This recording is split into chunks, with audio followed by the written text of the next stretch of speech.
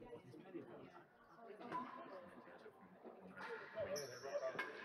would you like one? That's got I'm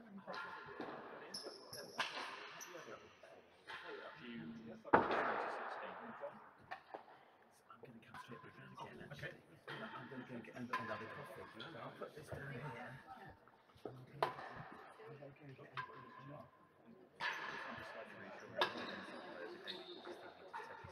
Yeah, everybody does.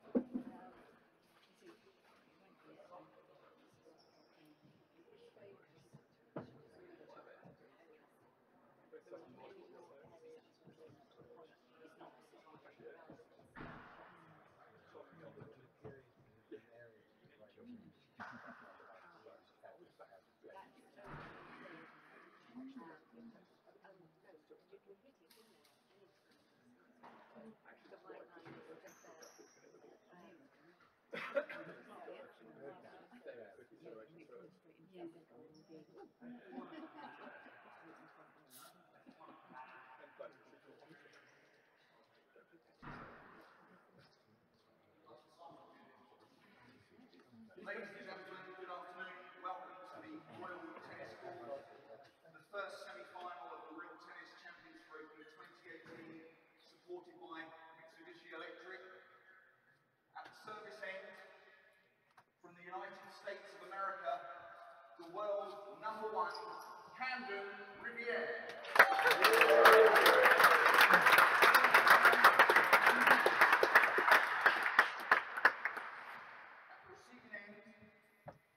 From the Leamington Tennis Court Club, the world #5, Ben Taylor Matthews.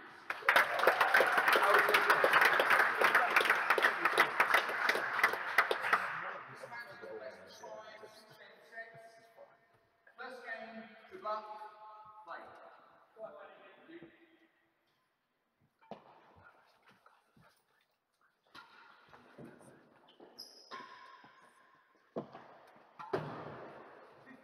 Thank you.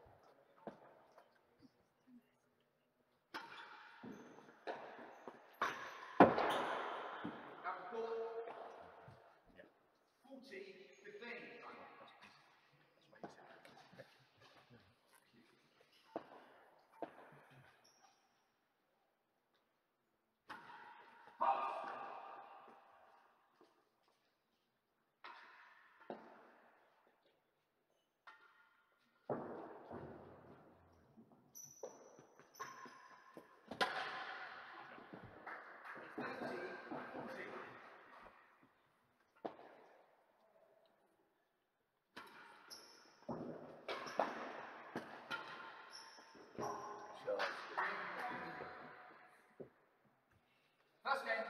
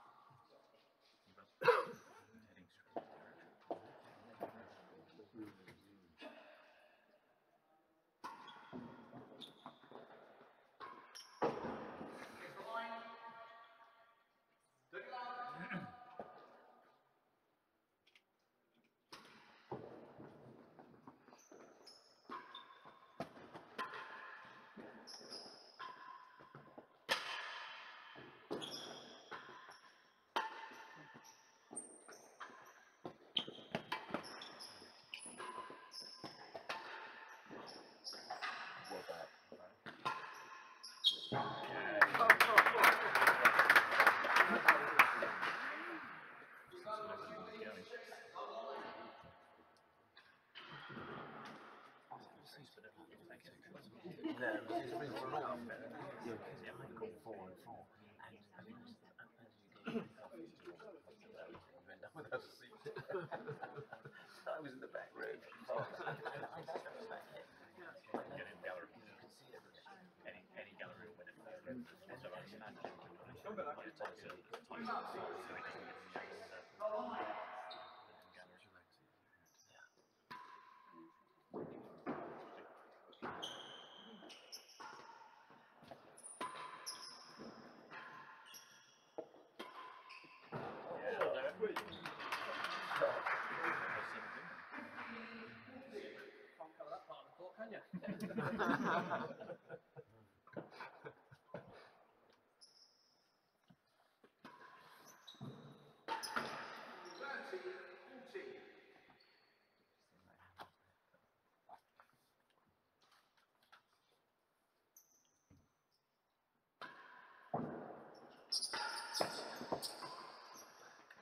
Oh, well played.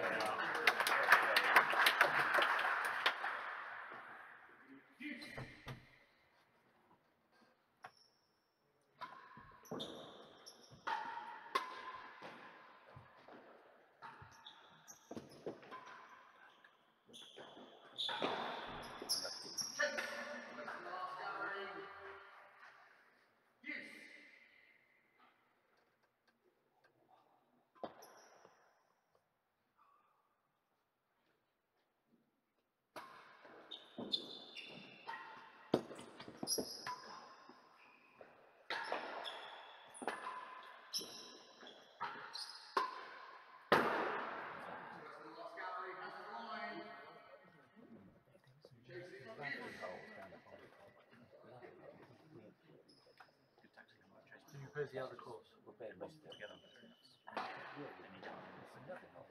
One or two. Any gallery outside. The green's not as good.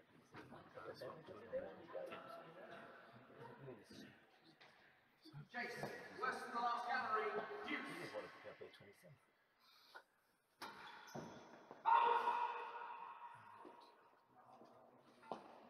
What's that, sorry? Worse than the last.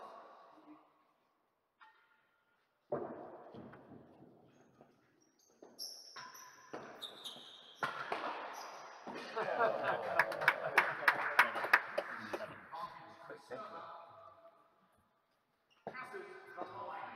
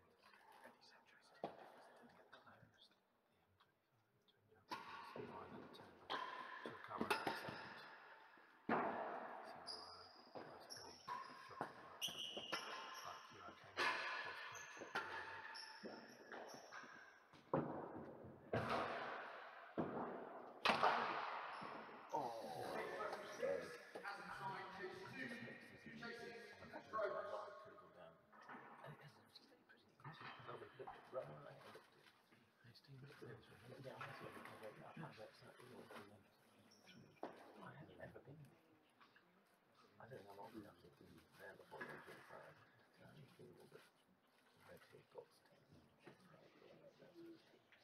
Almost went to Carring. She lives in Selex.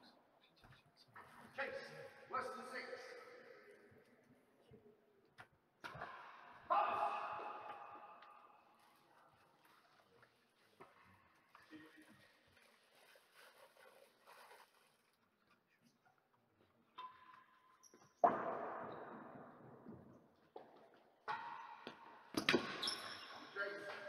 Sure. 15 love, hazard side, 2 yards.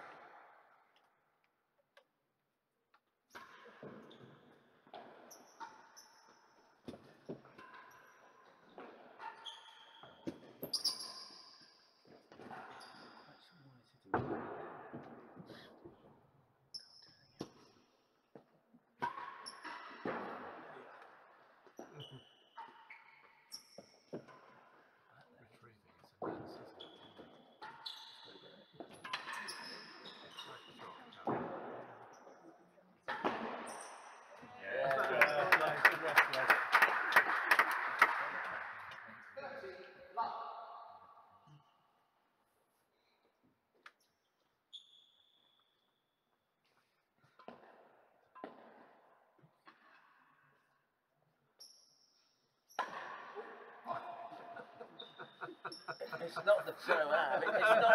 It's not the pro-am.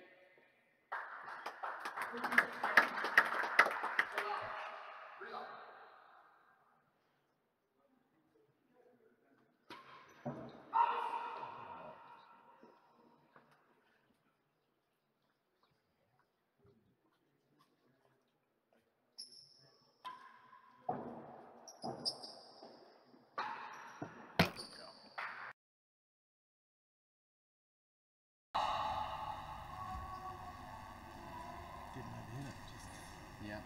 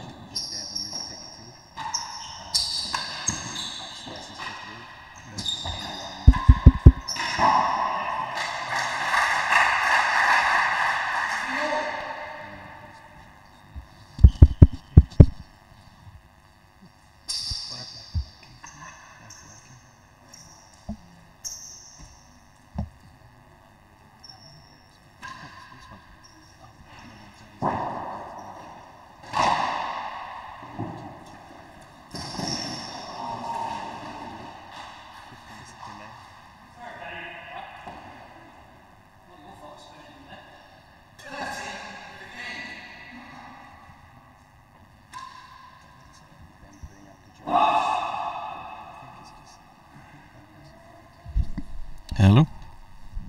Testing? This must be the weirdest viewing experience. Occasional commentary. That one's working. Not this one.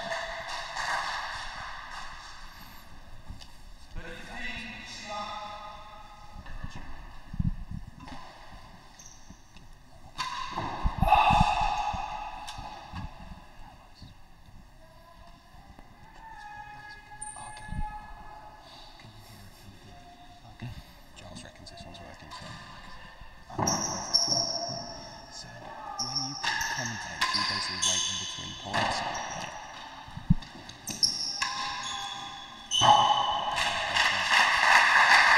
Sometimes it takes me a long time to get to the point.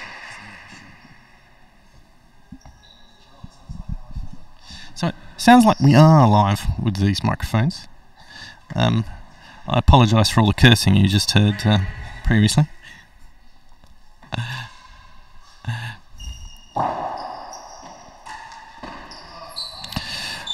What you may have missed, or probably not, because our esteemed marker Adam Phillips has probably kept you abreast of things, is that it's currently 3-zip to world number 1 Camden Riviere, coming down to the service end right now. Hopefully you'll hear the voice of my, speaking of esteemed people, esteemed co-commentator Josh Smith, who's of course a professional here at Hampton Court Palace.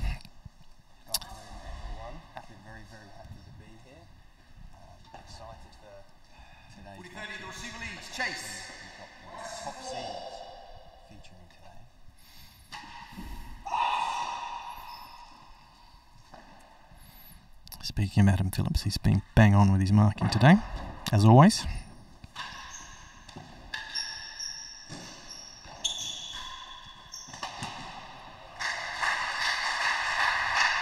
That's right, Josh, so top seeds, but the standard of tennis has been outstanding for this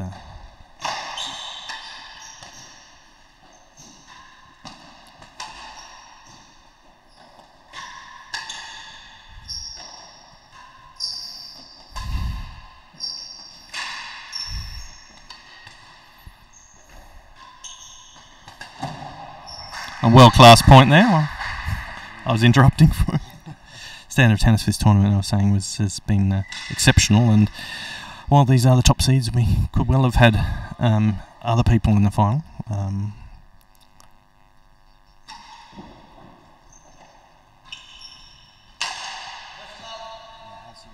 you say, Jeff, the standard's been great. Qualifying was stacked this year by comparison to last year. We had some great matches in the qualifying, two great matches yesterday. Nicky Howell running Ben Matthews very close, going 2 sets to love up and 4-1 up before Ben managed to steady the ship, put the pressure on Nicky, struggling a little bit with injury. Fantastic match. One-sided match with Chris. Sensational point there. This was not working.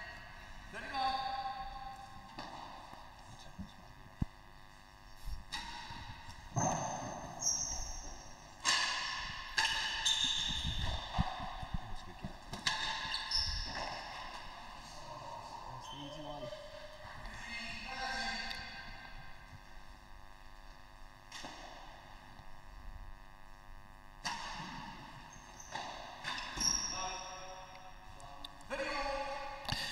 The last little passage of play, Ben's really been trying to tighten his game up and minimise opportunities for Camden.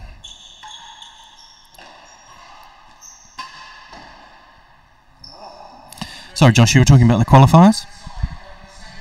So as Jed was rightly saying, we've had a tournament with some fantastic tennis so far. We had a stacked qualifying group featuring Mathieu Sarlong, the French #1.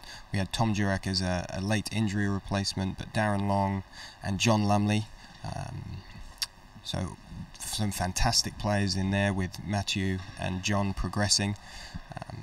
John having a fantastic win over Kieran Booth, putting him into the quarterfinals yesterday against Chris Chapman, where the home pro managed to win through in straight sets.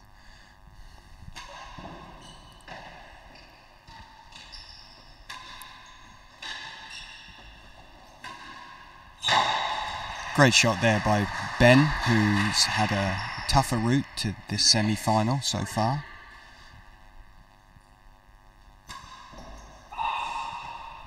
Ben won through a difficult match yesterday with Nicky Howell, who was on fine form.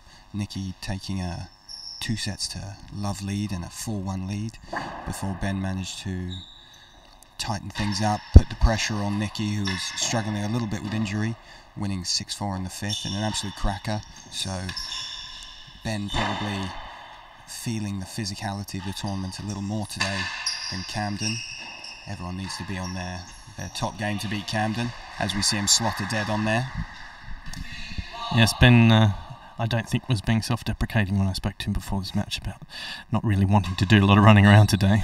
And also he tweeted that he had wriggled out of that match yesterday, and I don't think that's an unfair sort of description of what happened. A shame for Nicky. Nicky's had a number of results like that where he's been super close and not quite got across the line.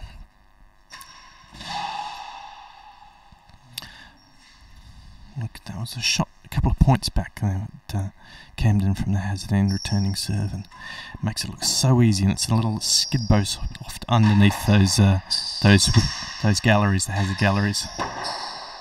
So cooked that one. Oof. Ben didn't really make him pay, but got the point anyway. Yes, it's obviously skid bow, so it comes away from the wall, where the net is a little bit lower. Makes it look really easy, but it's a high degree of difficulty shot. Ben's really buckling down here. He's trying to make it difficult for the world #1. Yeah, absolutely right, as Jed said, and I've got to say Ben looks really up for it today. He looks like he's moving well. And very focused. He'll be looking for a good performance today. The last match they played together. Camden was the winner 6-2, 6-2, 6-3, and of course these two met last year, so this is a replay of last year's final. Camden coming out on top of that, and Ben, as an ex-professional RTC, feeling very at home here, wants to put the pressure on and has really started this game well, so we're excited to see where it goes. Very sporting of Cam there. He obviously, Adam Phillips was unsighted, our marker was unsighted for him hitting the has a gallery post and obviously losing the point, but he didn't give Adam a chance to question what was going on. Just declared that he'd lost the point. Shall we say that was unorthodox? I think that shot from there.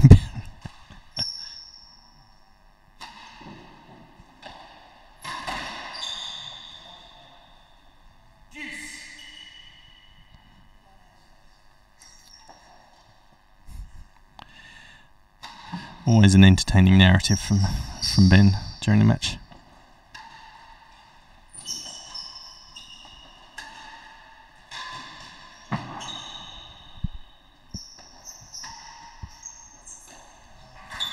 I don't know if you tuned in a little earlier, you will have seen Ben trying to hit a serve off the main wall, seemingly. I'm not sure it was deliberate or not.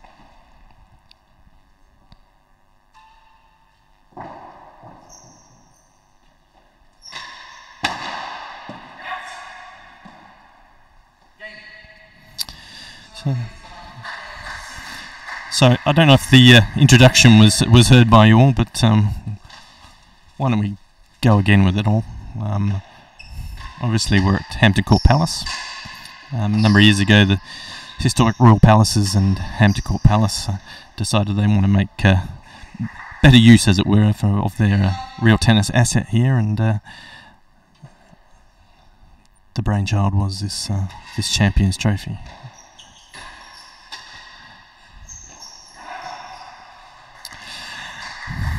If you can see the grille, you'll notice the Mitsubishi Electric logo there. So it's sponsored.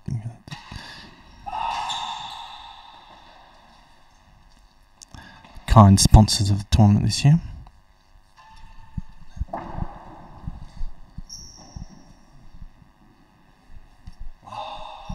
A rare bobble fault from Cam there.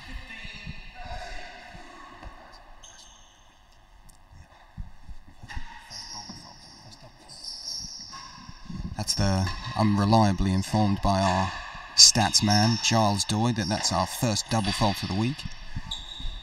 Ben putting a ball in the net there.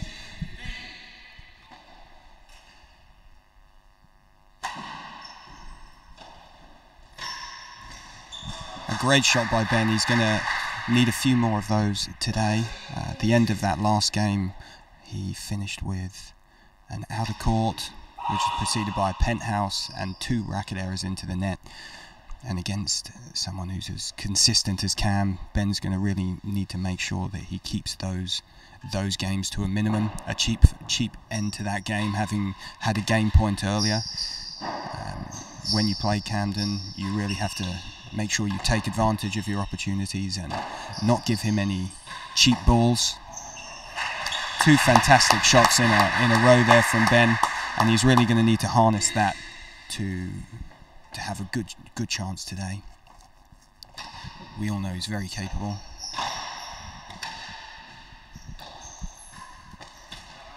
A lovely shot, second gallery there. And I'd just like to follow up on Jed's words earlier about just a general information on the Champions Trophy and historic Royal Palaces.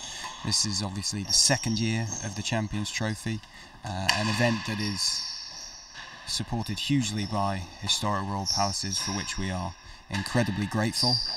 We've had a slight scheduling change this year. Last year the tournament was run to fit with the Hampton Court Palace Medieval Sports Weekend. So last year we had the tennis, but we had falconry and jousting out on the back lawn. But this year, the Historic Royal Palaces wanted to see if the tournament could have its own traction and wanted to separate it. And we're seeing today that the tournament is being really well supported. We're a packed house today. I'm looking across to the standing room, and it's plenty of people up there. Must be hot on this beautiful summer's day, and the dead-on sold out. So we're very excited to be in our second year, and it's great to see that the tournament is holding its own, and we look forward to the next one. Maybe all the medieval sports people are still injured from last year. Yeah, even with the slightly softer lances, you wouldn't catch me on a horseback, that's for sure. I did see it there last year, and I was intrigued, but I was helping with this, from what I recall.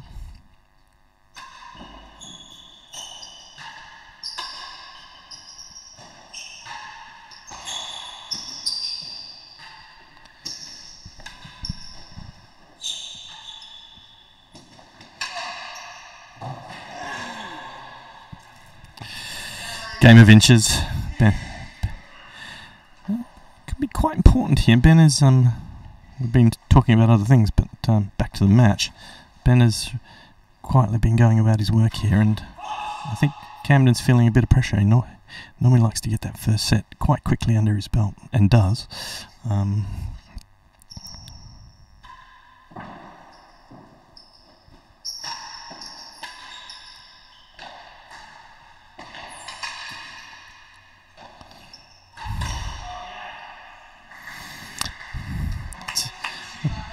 I'm always curious after a World Championship or a match that particularly Cam or one of the big guys lose, whether the other players that are certainly, in the vicinity of being able to replicate a plan, whether they look at those matches and take notes and look to replicate a strategy. Now, I mean, Fahey's strategy in the World Championship in May was seemingly hit the ball very hard whenever he had the opportunity, but obviously a bit more sophistication to it than that. Your thoughts, Josh?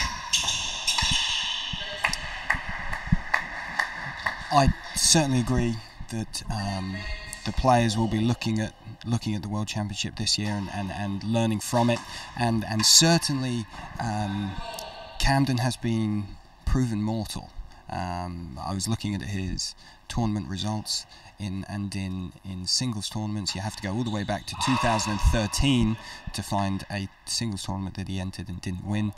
And of course, with the loss of the World Championship in 2014 and then 2018, there is only 2 singles losses, and Rob really showing the way as how to beat Cam. But as we all know, Rob's ability to attack the ball is second to none. So to learn from what Rob has done is one thing, and to be able to execute that plan is a whole nother kettle of fish.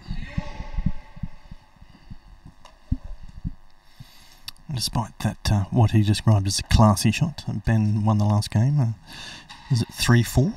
So 1 game deficit.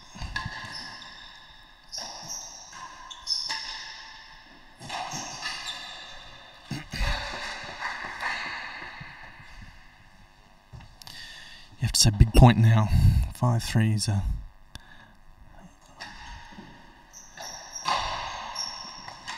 great serve from Camden.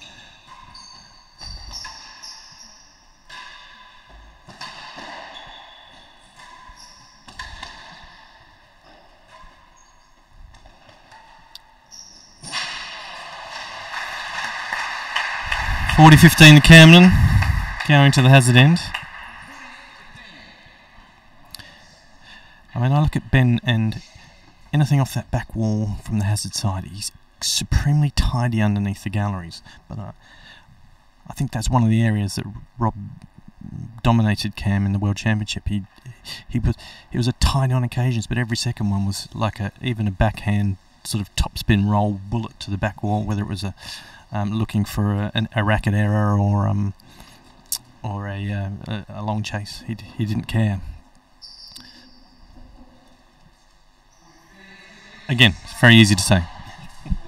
Absolutely right, and whilst Ben was playing those tidy balls underneath the galleries, I think to have success against Camden today, he's going to either be looking to really penetrate with that ball or take those galleries. As we all know, Camden's ability to retrieve the ball is remarkable. So Ben's going to want to take his opportunities when he gets them. With the longer the rally going on, particularly with Camden at the service end, Camden's just going to ratchet up the pressure. So those balls underneath the grill where Camden misses a target, Ben's got to look to turn that into to some offense for him and either take back the service end or attack the corners there. And he's going to need to reduce those errors there if he's going to stand a chance of beating Cam. This first set, absolutely crucial. Ben's wanting to start early, and Camden, as Jed says, as he often does, looking to take that first set and start putting the pressure on, making his opponent play from behind.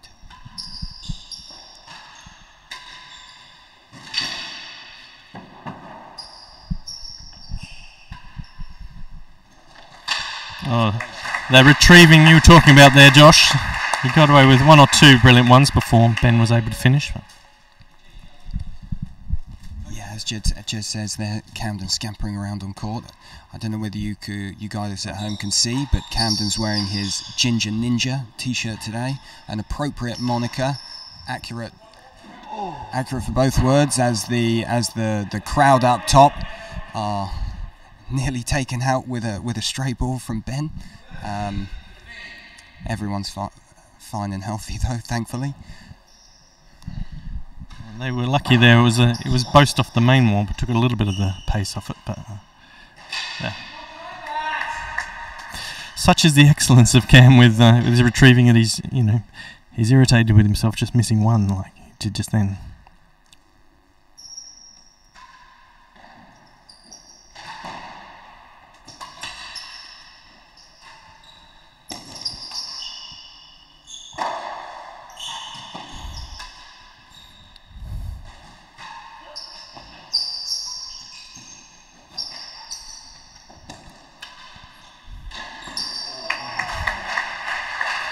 It was on target. Cam had to get it out of there, but not successful in returning it. Goes without saying that Ben needs this game, and the next, and the next, if my maths is correct.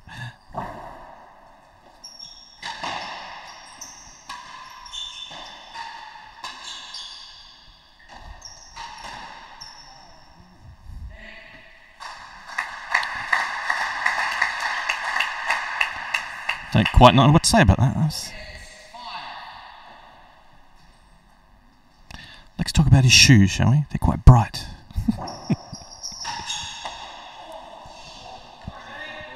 That came off the vertical battery wall of the last gallery, and Bender says it came careening across the court there, and Ben says it touched him, so 15 love to Riviere. It's a negotiation. Ben's wondering what the chase was called by Adam, but joking, of course. Yeah, actually, just on that drive from Camden, just a couple of signs of frustration, having put a couple of balls into the net that you just don't usually expect from him, and lacing that ball down the line on the backhand. Ben's going to want to use that, keep the pressure on, and as he did so well, take the game points with that ball floating its way into the grill. He's gonna take every one of those that he can.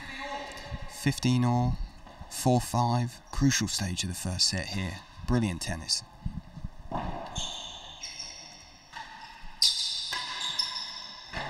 As Ben slots another grill, 2 in a row. He's got to be thinking about the hat trick. I think he's thinking about winning the point, actually, Josh. In a classy style, yes, of course.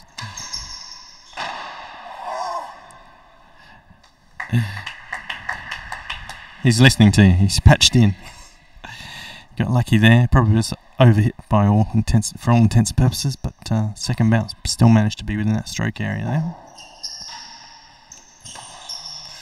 great nagging little pace there from Camden, that return. 30-40, still game point to Ben. Ben doesn't like that one. Did you make that one, Josh? Of course not.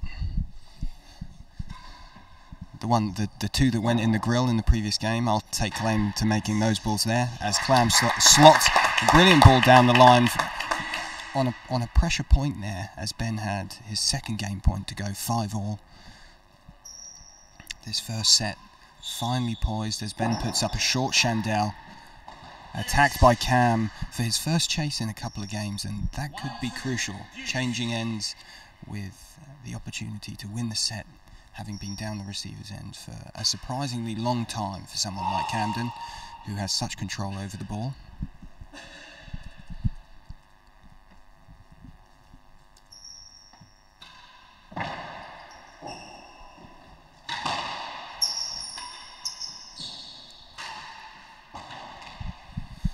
Camden following up a fat boast with a roll drive, a shot that Camden is a specialist at, playing that roll drive for the nick, much to the frustration of his competitors. Just touching on Camden there, coming back to his Ginger Ninja top, I happen to know that that's some artwork from Australian artist Mike Lindell, probably better known to the real tennis community as Miko. Just like to make a quick shout out to Miko, good friend of mine, who I met during my time down in Melbourne. And Camden wearing his artwork with pride as he plays in the Champions Trophy 2018. Just catching the roof there on a high serve. Yes, I was dying to know what Ben was going to do with that one if it had gone in.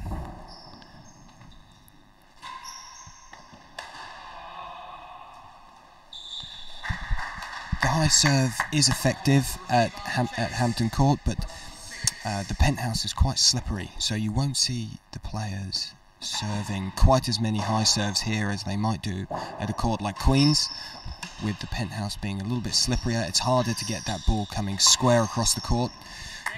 Serve of choice so far, the Railroad, as Camden wins that first set. Brilliant finish. Oh, sorry, my mistake there. 5 games all. What a brilliant start to this semi-final day we have. 1 game for the set. Unsolicited shout-outs and getting the score wrong. What good are you, Josh?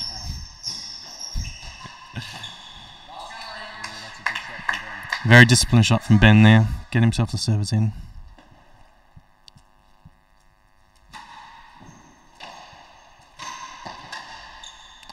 I think that one thing that came out of the World Championship stats, Josh, was Fahey's success from the hazard end.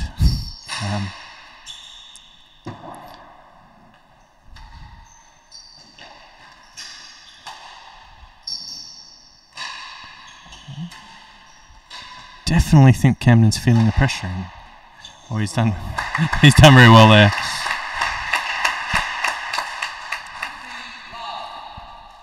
So that's a difficult little information tidbit to work with, because obviously we're all so hardwired to wanting to be at the server's end and what have you. But so Rob does well from the hazard end. Should I be looking to get myself to hazard end?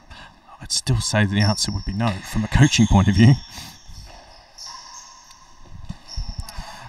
I certainly agree with that with Jed, and looking at the comparison between the two players, Rob and Ben choosing to play the floor a lot more against Camden, Ben knowing the court here, feels like he has a good length playing to his strengths, where Rob, as we all know, is vicious on the return and attacks his oppositions with cannonball accuracy to the dead on. Ben not electing to use the pace to try and beat Camden, but the courtcraft, taking the gallery and keeping that ball on the floor. Let's see if it works out for him as he comes to the service end trying to get this first set. Crucial moments, yeah.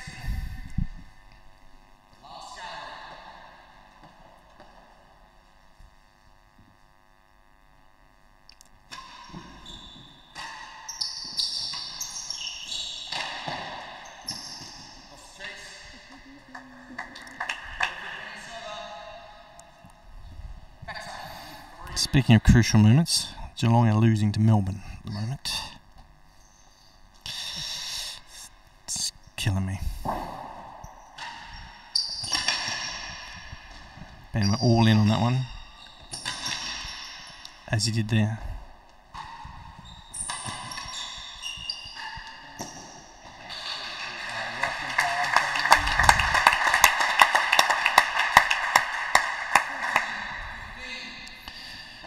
Set points to Matthews, how unlikely. Predict a fairly large applause here. Oof. If I say. He's been pretty rock solid on that backhand volley for most of this set, so.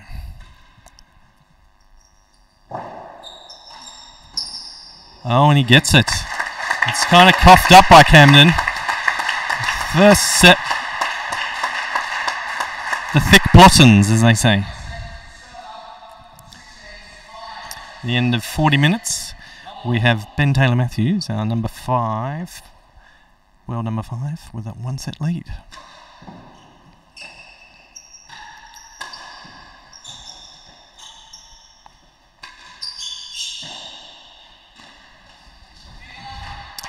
Ben will count himself fortunate, and Camden had plenty of opportunities, if not actual set points.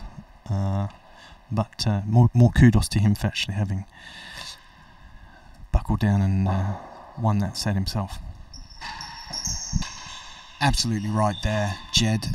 Camden was, I believe, 5-3 up at one stage. Ben winning 3 games on the bounce. Playing some just fantastic tennis to take the set, as we see him dolly one into the net, showing some sympathy for Camden at the other end. You don't see that particularly often.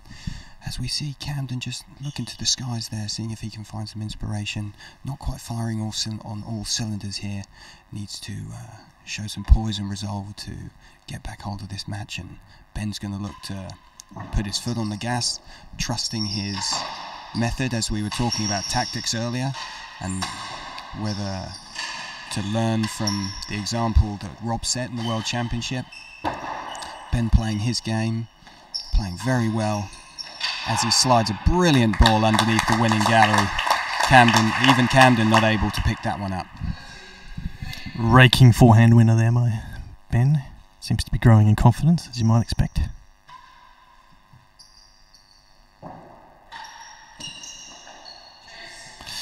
Is his Union Jack emblazoned shirt, is that in response to this the Ginger Ninja stuff you were talking about?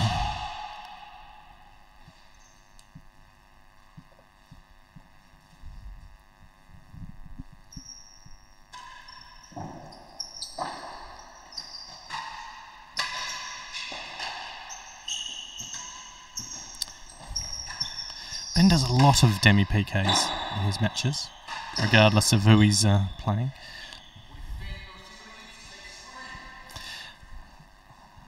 It definitely just prevents that attack opportunity. Well, it doesn't prevent, but it at least puts his opponent in 2 minds as to whether to come forward or to take that ball off the back wall. And obviously against Camden, that he knows if he serves a little long to that back wall, then he's facing a forehand coming at him with Camden stepping around. But even so, I think he serves it short and makes good use of it.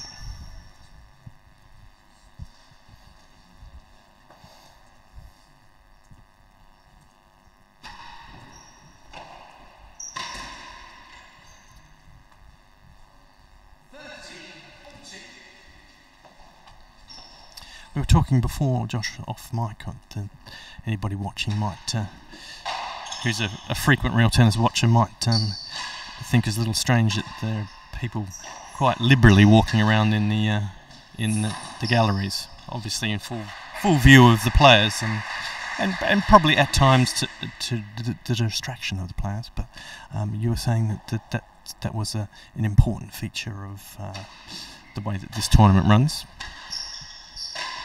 Tell us about that. Yeah, that's absolutely right, actually, Jed. And this tournament is supported by Historic Royal Palaces, and one of the real targets for the Palace is to engage with the general public, showcase both this feature of the Palace but also our fantastic sport. And as Jed says, we have tourists able to come down and view the match.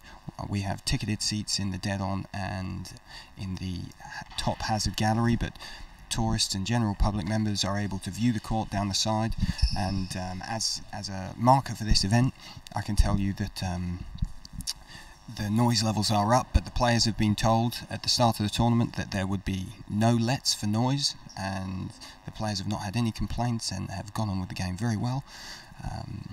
What we do allow for is a let for flash photography if the players call it immediately, which we actually haven't had to deal with so far. So the public are really enjoying themselves. We've had people coming through all day. Obviously today is a prime time, a sunny summer Saturday, so we're expecting lots of tourists coming through, and a big thanks to some of our Royal Tennis Court members who are stewarding. They are doing a fantastic job at talking through the game to the tourists, explaining who the players are, what the game is, what the tournament is, and really trying to spread the reach of this fantastic sport. Obviously here at the Royal Tennis Court we have that wonderful opportunity, and surprising there as Camden puts another ball in the net there, and we see him looking a bit disconsolate at the moment. And he's changed during the change of ends. I've seen him with the head in the towel, trying to gather his thoughts as he unloads on a ball that Ben just calmly puts in the winning gallery there. Camden is not going to want to see that. He can't seem to find anything at the start of this second set. I don't know how calm it was actually, Josh. He apologised after it went in the winning gallery, and I think it was self-defence, which I'm sure Cam's been in a similar situation a number of times. But you're right, there are a lot of uncharacteristic errors flowing from the Riviere racket right now. I think our stats man said there was four games in a row. Obviously in Ben's favour. Absolutely right there, and Camden is really going to have to stop the rot here. Needs to find that consistency that we all know is an absolute feature of his game. Ben just missing the grill there, Camden attacking Ben's backhand. Just to clarify that last point, something that is difficult to appreciate on the stream, but we all know from having been on court and watched the game live, that the pace that these players hit the ball at is just frightening at times, and the ability to defend the balls at pace is always something that impresses me. I'm sure Ben didn't mean for that to go in the winning gallery, but something we have to admire in the players is their ability to deal with these hard balls rocketing around this court. As Camden puts another ball in the net, and we have to ask ourselves whether Camden's feeling 100% here. I notice as I look down at him that he's got a possibly an ankle brace on his left ankle, but we can say for sure that Camden is not happy as he changes ends with his head hanging. He's going to try and gather his thoughts here. Ben opposite, changing ends with a bit of a puff in his chest and feeling good. He's not happy because he's losing, Josh. Unfamiliar territory. Exactly, unfamiliar territory.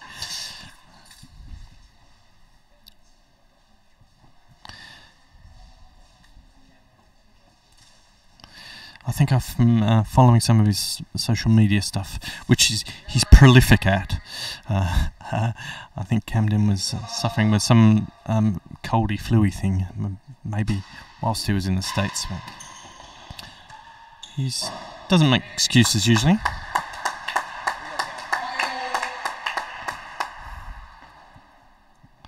And he breaks the Ben Matthews' run of games there, getting himself to 1-1 here in this second set.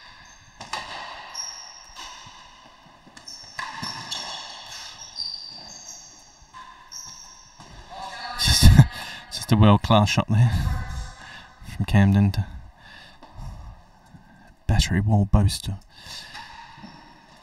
Could have gone a bit awry for Ben there. Might have the grill was in danger.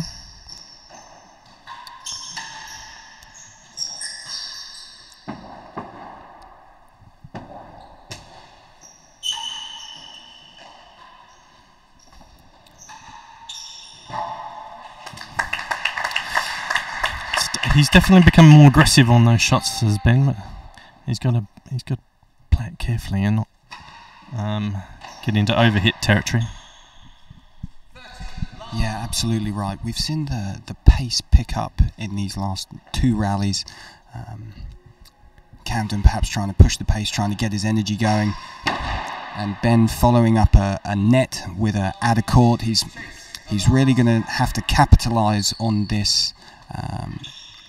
This dip in Camden's form here, so really can't afford to give those cheap points away, and that's something that he didn't do in that run of 4 games that won him that first set.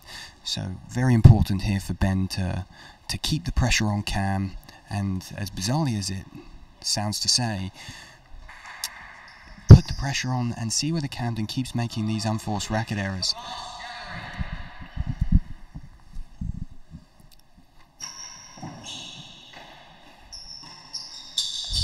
There's that shot that I was talking about again.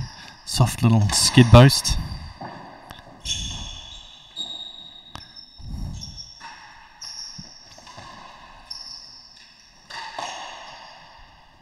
These are just curious decisions here from Camden. So, sometimes the boast have a purpose, but other times it seems to have a lack of ideas.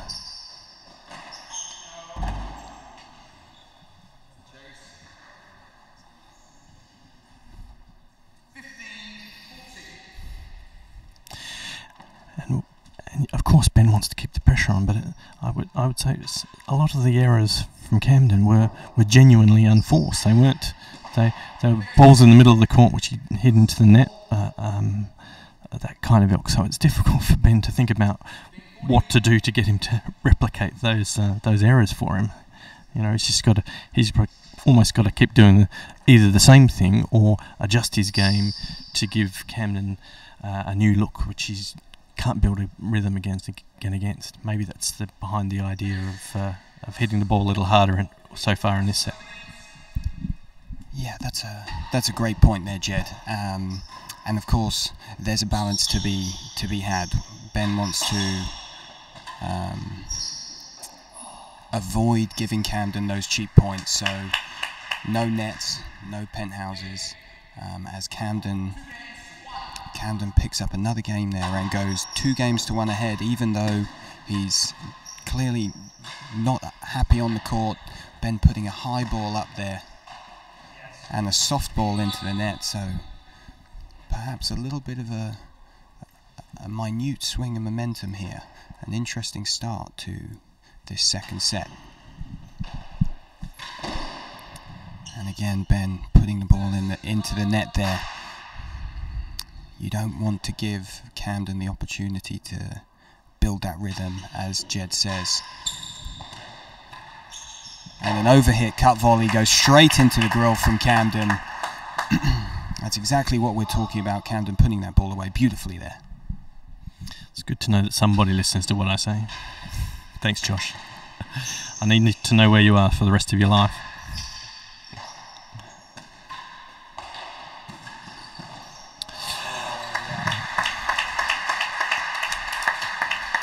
As if the 5th set last night wasn't the most important set for Ben in this tournament, I would say this set is now the most important set for him. I think if he can get himself, even if he loses, get himself back into this one, otherwise Camden's going to think that he's broken down most of the dam, and the resistance will be less so from here on in. But if he gives it up easily, I expect to see the bulldozer come in. The walls of this historic building taking a beating there as they trade boasts back and forth. Camden picking up the hazard chase there. Of course, these players probably not too disappointed here to Hazard chase their ability with the ball to put the ball away. Obviously, the whole service end being a winning point, the galleries becoming available, and long chases also being winners. As we see Ben walk to this end, just glancing around, gathering his thoughts. As Jed says, he's going to want to steady the ship here, see if he can put a good second half to this set in, and whether he wins this set or not, go into the third feeling good, feeling confident.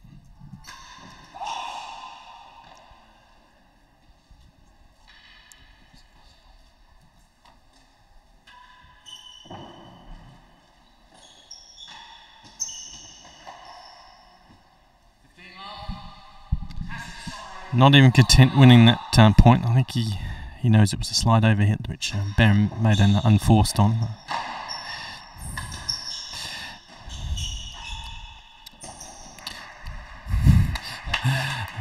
Sarcastic self-congratulation there that he managed to hit the last gallery.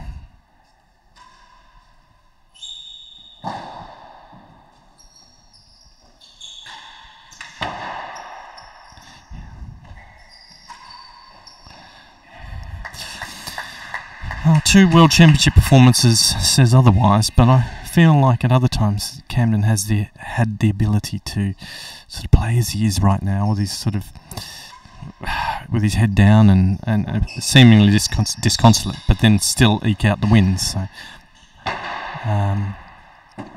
interesting to see what happens here. Ooh. Historic royal palaces are taking more than their fair share there. Was went into the I want to say woodwork, but it was metalwork right near us.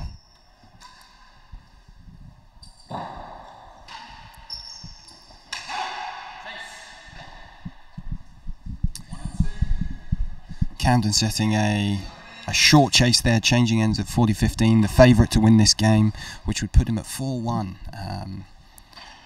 which, if you were to guess the score looking at Camden's body language right now, I don't know if we would pick that number. I've got to say, Camden doing very well to put himself ahead in this set, clearly not feeling like he's playing 100%, but that is the nature of Camden and his quality, and something we talk about often in sport with the good players, even good players and teams finding ways to win even if they're not playing at their top level. Camden putting the high serve out, hitting the new lighting system that was put in at the Royal Tennis Court only a couple of years ago, brightening up the court on this already beautiful day. Camden needed all that lightning to deal with that one. Ferocious thoughts from there from Ben. Draws a racket error.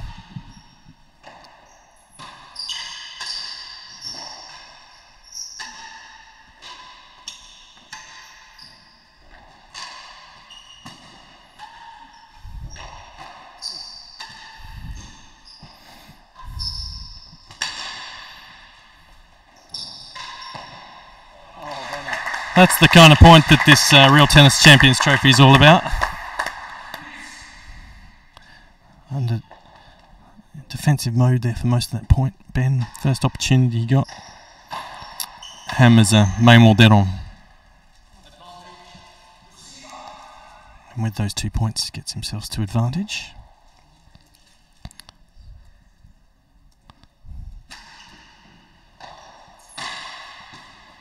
Great serve from Camden. Returned with aplomb by Ben. And will he go for it here? No.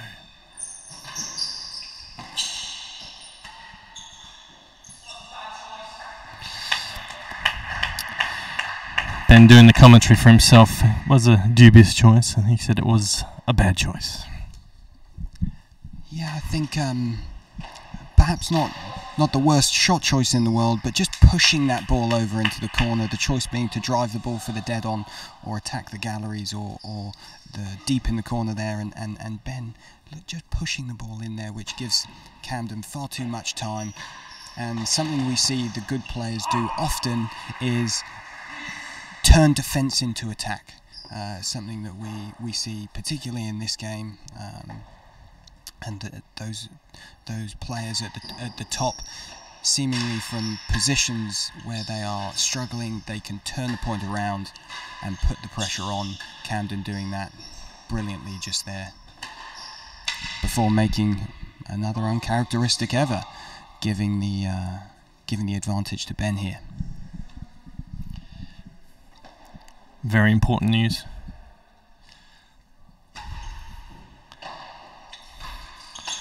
After being 8 points down late in the last quarter, Geelong have beaten the Melbourne Demons. It's the most important thing happening right now.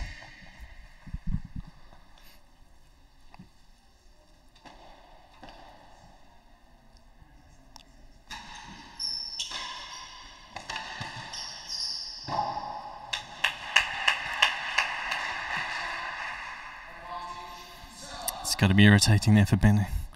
Camden sort of floats that one into the grill. I think that one hit right on the camera. There's got an angle from the grill, don't we, Josh? We do indeed. We've got a selection of cameras. We've got one in the grill. We've got one up at the service end at top level next to our fantastic media team, and we've got a dead on camera as well.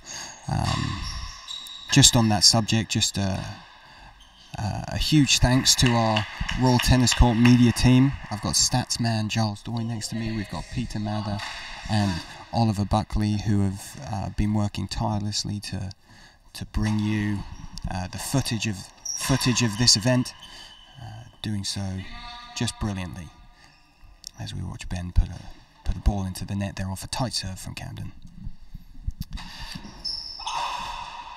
Yes, Oliver and Peter are doing great work.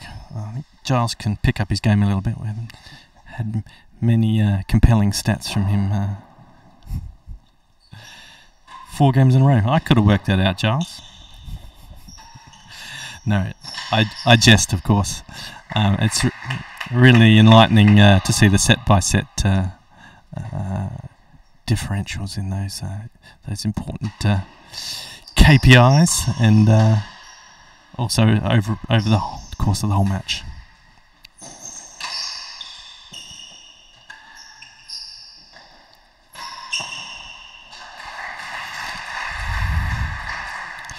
Camden looks up at us and laments the loss of that point.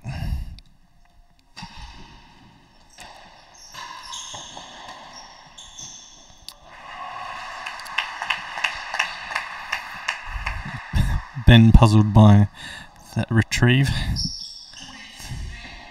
No problems with it though.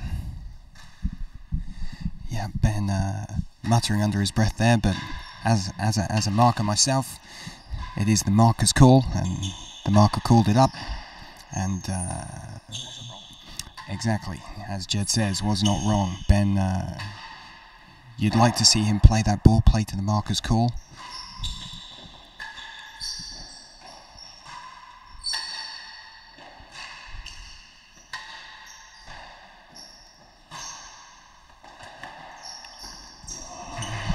Ben doing well there, doing a lot of defending at the moment.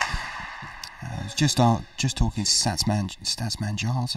I think in this second set we've seen Ben at the receiver's end for a much greater percentage. Camden dominating the service end as Ben rockets a ball into the dead on down the line. Beautiful shot there.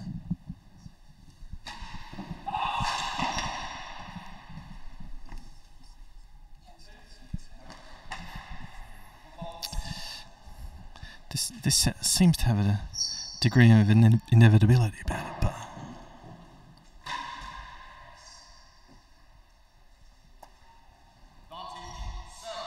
particularly now with advantage to Camden.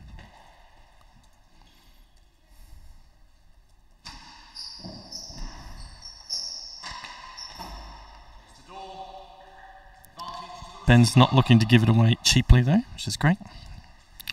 We've had some communication from my Australian friends, and they didn't quite catch the the football result. I don't know why they can't patch into it themselves, but Geelong, they defeated with the last kick of the game, apparently, over the Melbourne Demons.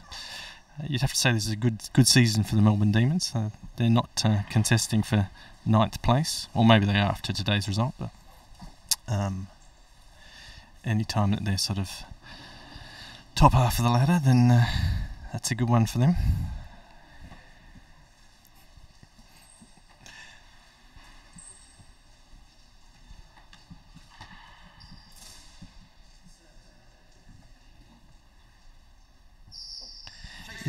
Is Adam marking the second match as well, Josh? Yes, he is actually, Jed. Adam really could be considered the Champions Trophy marker this year, taking the lion's share of the marking responsibilities, marking both semi-finals and tomorrow's final. Oh, what a fantastic point there, as Ben playing a half smash over his left shoulder, just catching the top of the tape. Brilliant court coverage by both players, and rewarded with rapturous applause from the galleries, which are, as we say, packed out today. And just as a side note there, packed out with lots of new faces, which is something that the Champions Trophy really tries to encourage. Ben playing a beautiful volley into the grill there, much to the delight of the crowd.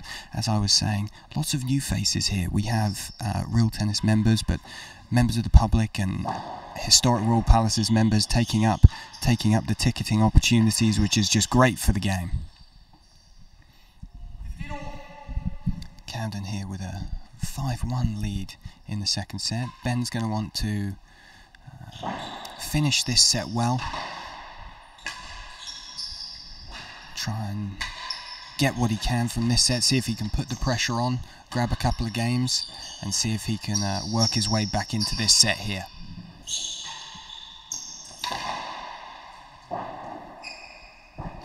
Midpoint commentary from Ben telling himself not to put the ball on the penthouse, to which we would agree, as Camden plays a beautiful cut shot into the corner.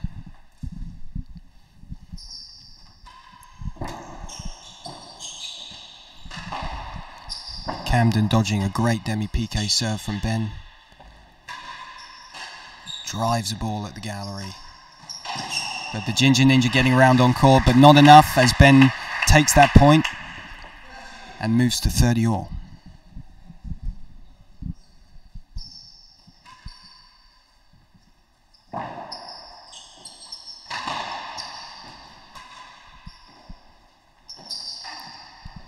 Oh, as we see another racket error from Camden. He's significantly reduced his error rate at the back end of these last few games, but just another one there as Camden bends over, just gathers himself. Don't know why I'm taking the microphone off you. I've been watching for the last few moments.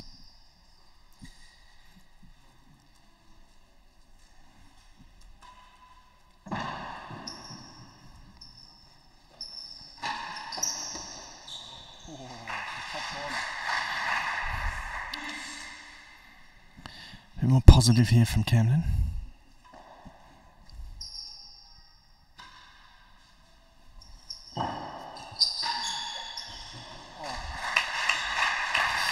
Different corners of the dead on, exploited by world number one.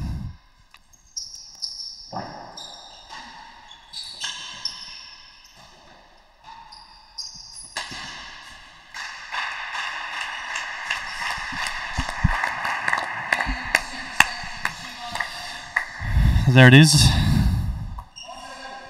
Maybe as I had sort of an inexorable slide toward that conclusion in the second set. Took 28 minutes there for Camden to get on the important part of the scoreboard. So he's one set apiece here in the first semi-final.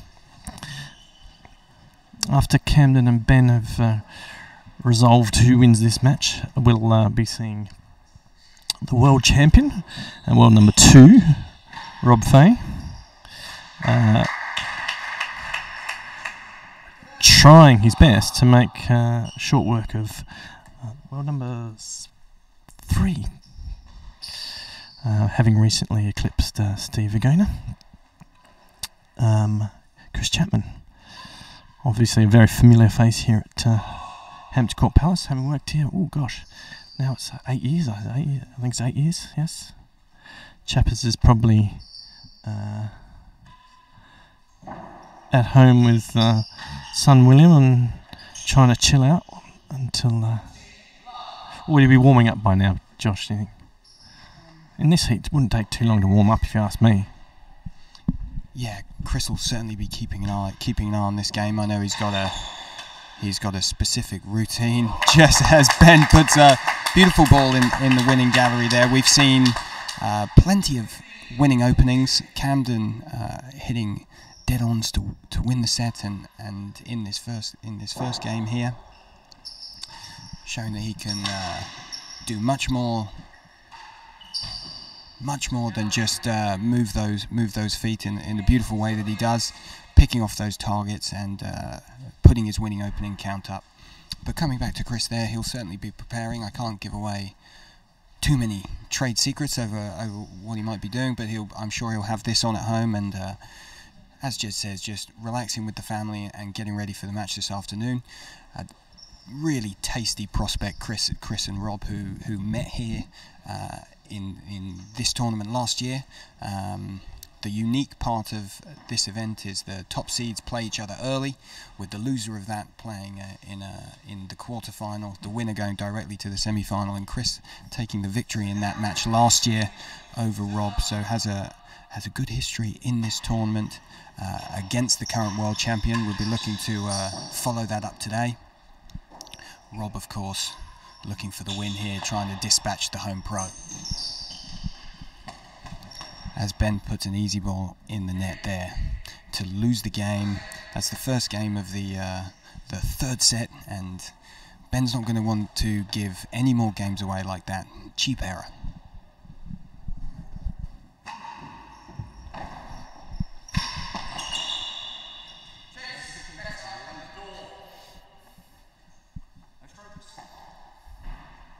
Plenty of oomph in that force there from Ben.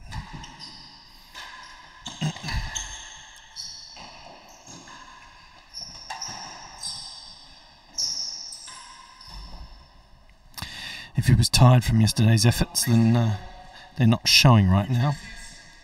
Still pretty good foot speed. These guys do a lot of off-court work, obviously. I mean, that's probably one of the big things that has changed in this game. There were a number of people that did various off-court stuff. I imagine Chris Ronaldson and Howard Angus and what have you. But really, this generation of pros, starting with Rob, have really turned it into just like professional athletes in every area of the sport, doing just as much stuff, if not more so, off the court than they do when they're on the court. Yeah, that's right, Jed, and we get to see the results of all that hard work. We watch the tournaments and watch the matches, and they are the result of hours and hours of hard work spent on the practice court, in the gym, on the running track, and that is often the invisible side of the game. And as Jed pointed out, the players taking upon themselves to really work their bodies to be in peak condition to play this game. Camden showing some frustration there as he puts the ball into the net, off a short boast from Ben. 15-all.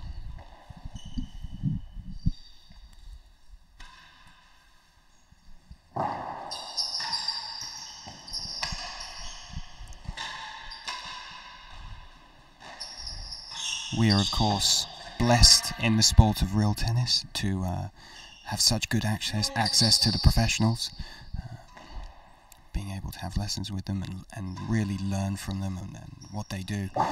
It's just a delight to be able to watch them play as Camden puts another ball into the net there. I can't imagine he'd encourage any of his lessons to do that. Not that I know whether Camden gives any lessons, but avoiding the net, crucial. As we see a better return from Cam, putting the pressure on, getting the ball on the penthouse. getting unlucky as he catches the bando. This is a great rally as Ben finishes with a lob to the grill. Camden a little frustrated walking to the net for the change of ends. Ben will take those all day long, I'm sure.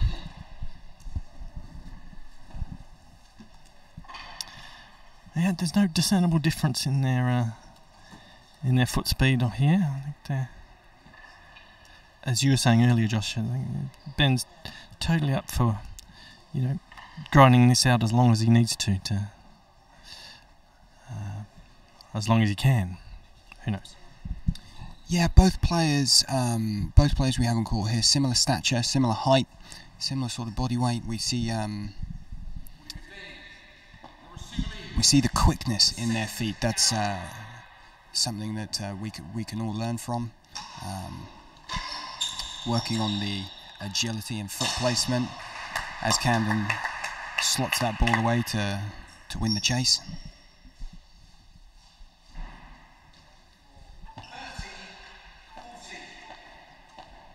Crowd's just thinning here at the middle of this match. I think some half-time snacks as they prepare for the conclusion.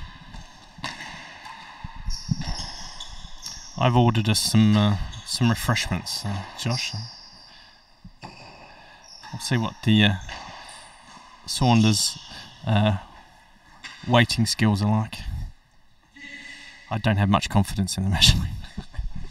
I've got to say, if it's anything like anything else, Owen Saunders sets his mind to, it'll be just fantastic. We're very grateful to have him at the club here. Does an awful lot for the Royal Tennis Court and now for the TNRA as well. Yeah, but I don't like cucumber in my Pims. More fruit the better, I reckon. Cucumber's not a fruit. That's what I'm saying. I agree.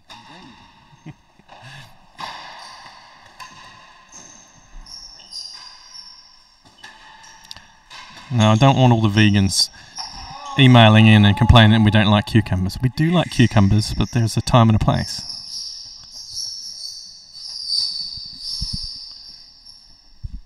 Speaking of vegans, we've got a brilliant cafe set up in the club rooms here. The Miss Polly Cafe are catering for the tournament. As we see Camden put another ball into the net there. Vegans will be happy because I know for a fact there's some vegan cookies out there. You're a bit veganish, aren't you, Josh? A bit veganish whilst not being a vegan. On the vegetarian diet, trying to do my little bit. Just a personal choice. I've got no problems with eating meat, but just trying to make my own little impact, trying to help the environment. But that's not what we're here to talk about today. We're here for the tennis, and I can assure you the diets of these two players on court will be full of protein wherever they get it, because they need it for all that weight training, all that hard work, for which we see the results of here. And as they change ends, it's advantage to Ben. With a good chase, better than two, he's going to want to convert this into a game here. They talk about during the Olympics, apparently the demand of being at of chicken breasts.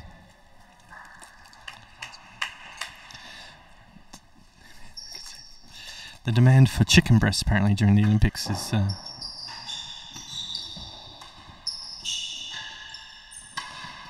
surreal. Like some of these athletes will obviously like take two or three chicken breasts when they came into the Olympic canteen at a time, and they hadn't quite believed that there would be so much demand for obviously chicken being a very lean meat.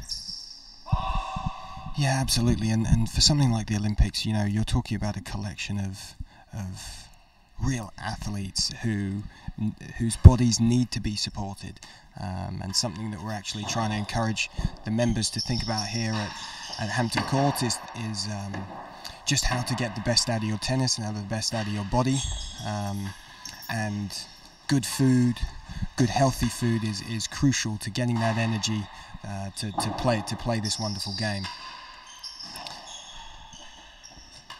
I'm fine, thanks, mate. Oh, lovely floor rally, just catching the top of the net there by Ben.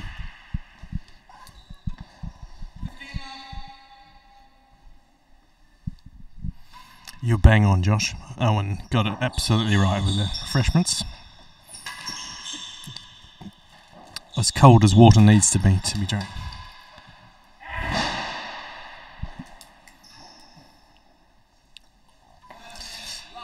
When Camden used to, was in the fledgling years of his pro career, he had a staple diet in the UK of Coke and Pizza Express. I think he's got a little bit more sophisticated in his nutritional intake since then, fortunately. I mean, you'd absolutely think so. Camden is well known for how hard he works in the gym, and that's only half the battle. Your body needs to be supported well. An analogy we make to the members is, you know, if you think about a Formula One car and you want to get the most out of that engine, you need to put in the right fuel. You need to give it the right oil. It's no good filling it with second-class stuff because your production is not going to be the same. So I can't imagine that a diet of Coca-Cola and Pizza Express would get you to be the world champion, previous world champion and current world number one. Camden certainly supplementing his hard work with a good diet, I'm sure.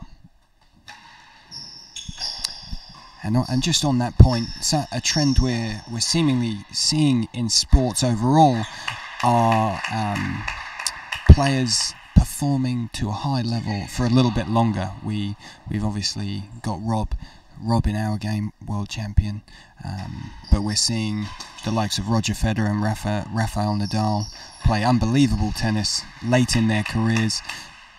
Also in the squash, we had the oldest world number one last year. And you've got to think that that's a result of improvements to diet, conditioning and treatment, enabling these players to play for longer as we're stuck in a brilliant rally. Ball going up off the penthouse from Ben as Camden finishes it off with a grill. That's a great real tennis rally there. Beautiful floor play, work the opening and take the target for the point. You said floor play, yeah? Oh. Definitely foreplay. No. No, I was flicking through this wonderful program here for this tournament, and I knew what Robert Fahey's birthday was around the World Championship. Of course I did. But when you see it in black and white on a program saying that the world champion is 50, it's you know, truly extraordinary that the level that he maintains at that age. Quite right, and we are truly blessed to have someone like Rob in the game, who is just an unbelievable athlete and an inspiration to us all. Ben getting a beautiful ball back off the timber, and Rob just setting the example of how to play the game, not only for a short time but for a whole career, and has delighted the real tennis world with his play for such a long time, and we're hopeful to see it continue.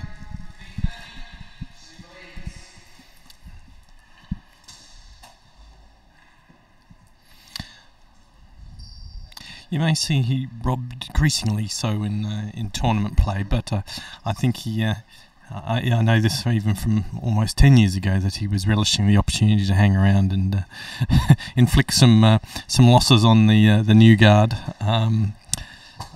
I don't think tournament play is where Rob's going to be at for the rest of his career. Obviously, it's in the tournament. The guys at the quarterfinal level these days are good enough that they can keep him out there on the court for a couple of hours, and as for all of them, it does take a toll. So it's about reducing the amount of hours on court in the tournament thing for him. if he can achieve that.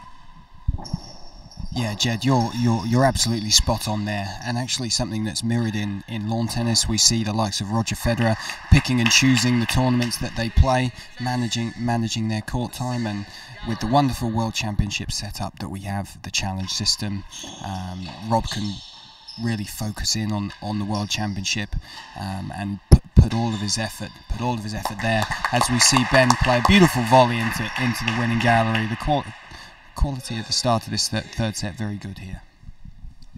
What's our stats man say about how many winning galleries Ben's hit? He's hit an awful amount of them. Only 4. I'm sure you've missed some there, Giles. Can't be right. Can't be right. Or maybe I'm counting the ones that sort of Camden made an error on as they were going into the... Is that 4 in this set, Giles? Or in the match? Okay. What he's saying is I'm wrong. And there's a little box here that I can get back into. It's delicately poised, this match. It's a definitely rock and hard place type. Which one's the rock and which one's the hard place, I won't comment on, but... Yeah, we are, as Jed says, we are finely poised here. Just looking through the stats with Giles. Dead ons at the moment. Camden winning that battle, 7-4 over Ben, but Ben winning in the grills as he moves to 8 grills to Camden's 6, and 4 winning galleries to Camden's 0 so far. Both players winning around 50% when they get their first serve in. Camden with a slightly higher percentage there, winning 54% of the points where he gets his first serve in. Ben only a few percentage points off, winning 47%. So Ben's winning the grills, what you were saying? Yeah. Maybe I don't know the difference between a grill and a dead on, or a grill or a winning gallery.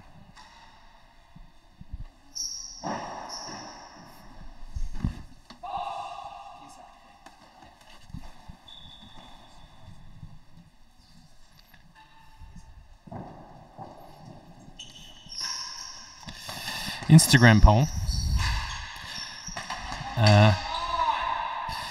86% favoured,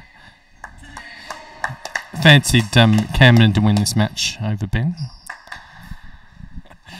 Ben fishing for some applause there as he gets himself to 2-all.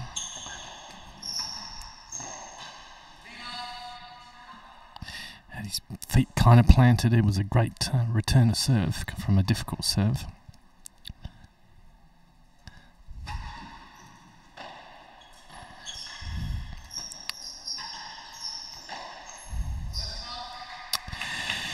And Camden's interesting relationship with his railroad continues to develop. There were times in the 2014 and 2018 World Championships that Camden barely seemed confident enough in his railroad to serve it.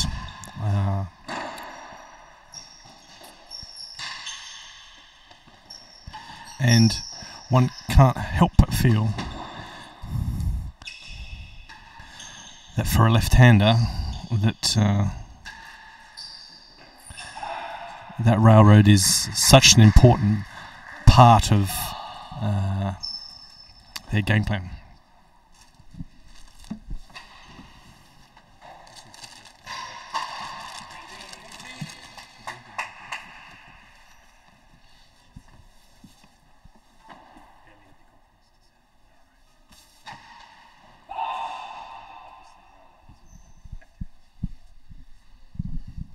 Yeah, some good points made by Jed there. The Royal Tennis Court is a railroad friendly court. The court does take cut and spin, so if you can find the right length, the railroad does give you good options here at the Royal Tennis Court, but the length being a key factor. Obviously, when you're facing the fearsome prospect of Rob Fahey's dead on forcing at the other end, that's enough to put anyone off a railroad. You definitely don't want to give him the back wall, something that Camden struggled with a little bit at Queen's. Rob able to take that ball off the back wall and really drive it at Camden and at the dead on. The Railroad, a little bit of a friendlier serve here at RTC, and you'll see the players use that a little bit more than they would do on the Queen's Court that isn't so favourable. And that's even with a slightly higher bando and slightly higher penthouse. A funny quirk of the court actually with the higher penthouse, the bando at the returner's end. There's a bit of expanding foam behind the bando, so if you're unfortunate enough to catch that with a very overhit railroad, you can end up putting it way into the hazards. The players looking to hit that back wall nice and low, get that ball really kicking in hard to that side wall, not allowing the players the space to drive the ball as Camden moves. As Camden moves 3-2 ahead here. It's just starting to get in towards the business end of this set, and I've got to say the racket errors have gone down. Both players really pushing each other here. Just commentator's curse as Camden puts one in the net. No, another game or so can go by, and it's still going to be delicately poised here in this crucial third set. Best of 5 sets here today. If you're just joining us, or if you haven't watched any of the Real Tennis Champions Trophy thus far this year.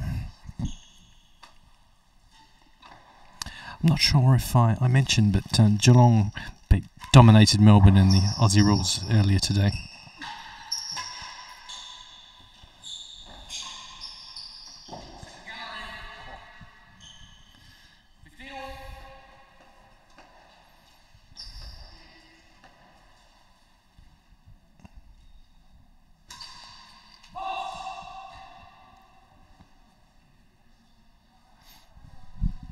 Camden just with the railroad fault there. Adam calling that one. An interesting court to mark at here at the Royal Tennis Court. You're enclosed, so there's nowhere to hide. Obviously, we don't want to let the tourists in on the court, but the marker quite literally in the marker's box there. So always having to be a little bit careful. There's no netting in the marker's box, so the marker's not protected by soft surfaces, so if the ball gets in there it can bang around a little bit. The marker's safety always of prime importance here. Yes, Adam has been known to wear a cricket helmet in the marker's box, so I don't know what it was about this marker's box that led him to dispose of that protective measure.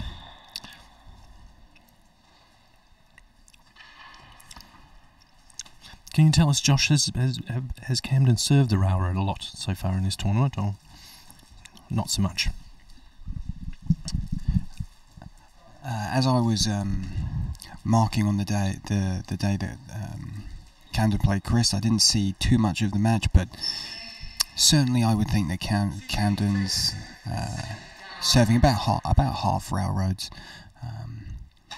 He's serving it a lot here as he gets that one just tight enough to force Ben into a pressured shot.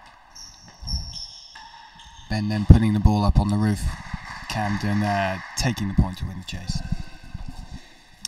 I think he slightly remodelled this railroad, actually. He used to put the racket literally on the back of his head and then just bring it forward. Now there's a slightly more loopy action to it.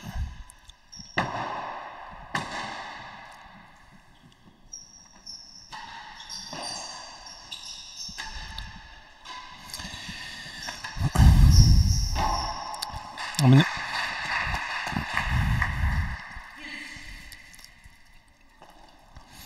one of the things that we often forget about is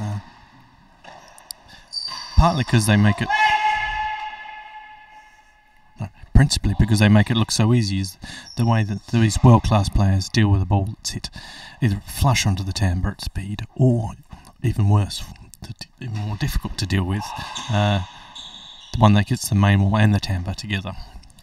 both of these players, as I'm sure we'll see in the second semi-final later today, they just deal with it like it's a flat wall.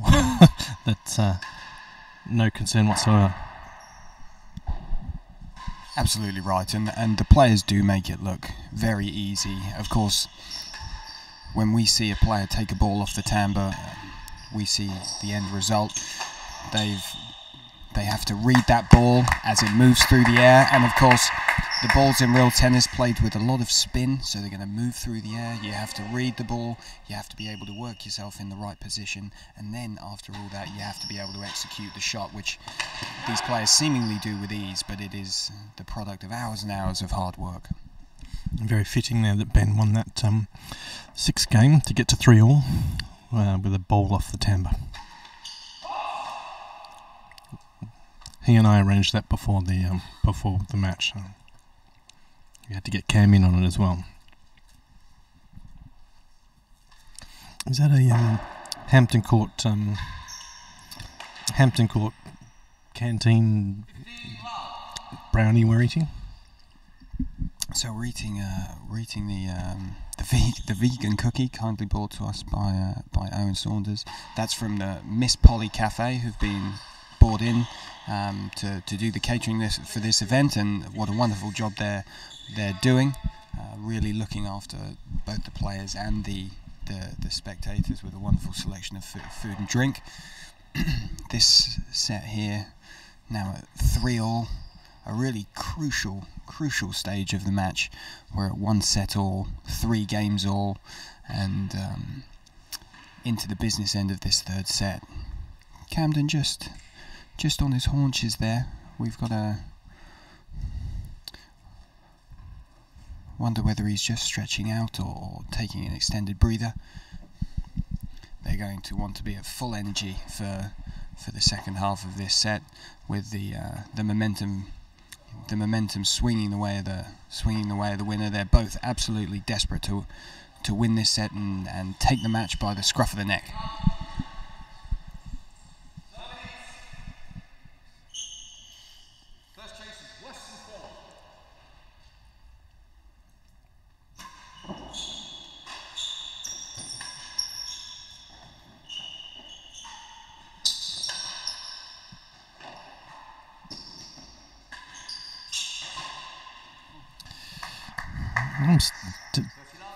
Definitely his feet weren't underneath him there, Camden, on that shot. That's an ominous sign or not.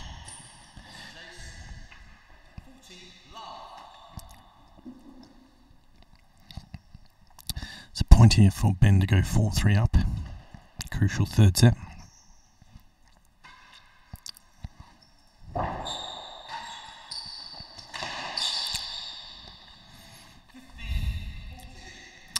They talk about in lawn tennis about the backhand overhead sort of smash being one of the most difficult shots, partly because of physically demanding to have a racket high above your head and try to hit the ball down, as it were. And if you think about it, for the left-handers here on return to serve, they're basically doing it most times. So that will take a toll more so for a lefty on that return to serve than it will for a righty. Difficult to know whether that's in play here with Camden, but he's certainly not as content or moving maybe as at his fluent best. Yeah, just picking up on that return to serve volley there, we see Camden employ almost a baseball technique, starting off with 2 hands and releasing with the one. Having spoken with Chris, widely regarded to be one of the top cut volleys in the game, which is a great feat considering it is on his backhand side. But all the players at the top of the game, very, very strong, very physically strong, able to really put their weight through the ball, even if the ball's not in the ideal spot. You see it in all the top pros of this game. They have a real weight behind every shot, and so when they're able to handle the racket at difficult angles, and not only handle it but still be strong. And that's something that we've particularly seen as Rob's influence on the game. When we look at Rob, he's incredibly strong from his legs all the way up, and as a consequence is able to really exert his weight onto that ball and play fantastic shots, not just when it's in the right spot, but when it's in the wrong spot too.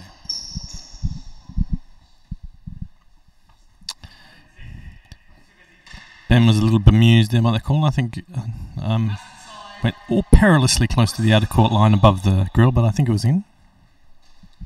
Yeah, I think we saw that as in here. I think Ben might have been questioning whether that might have been a chase, perhaps clipping the one of the gallery posts there. Can be a little deceptive at RTC, because when the ball hits the green border just underneath the gallery ledges, it does make a different sound to the wall. So on those close calls, it can feel like it should be a chase, but possibly just catching the ledge there. I think Adam had a look at it up at that area just then, refamiliarising himself with it. But I'd say I think it was. I think we would have got a sound had it, and you're possibly right that he was thinking about some other aspect of that rally. No, he's looked back at it himself. Anyway, not too much fuss about it. Of course, Ben will want to put that behind him, as Camden has the advantage here. He doesn't want to be sidetracked by anything, full focus on the point.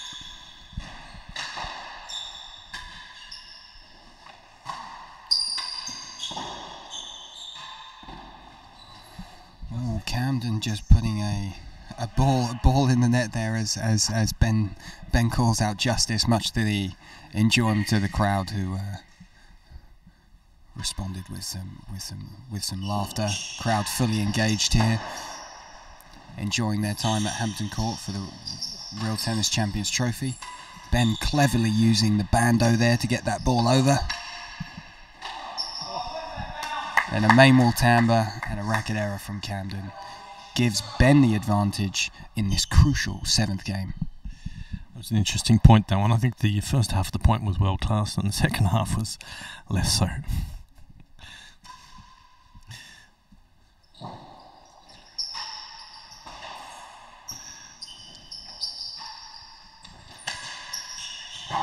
Oh, Ben's here. He's in for it.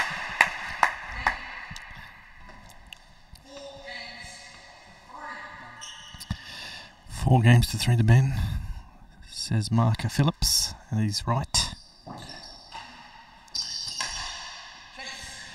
Instantly a slight lift. Ooh, it's called a chase. Sorry, I thought it was a stroke.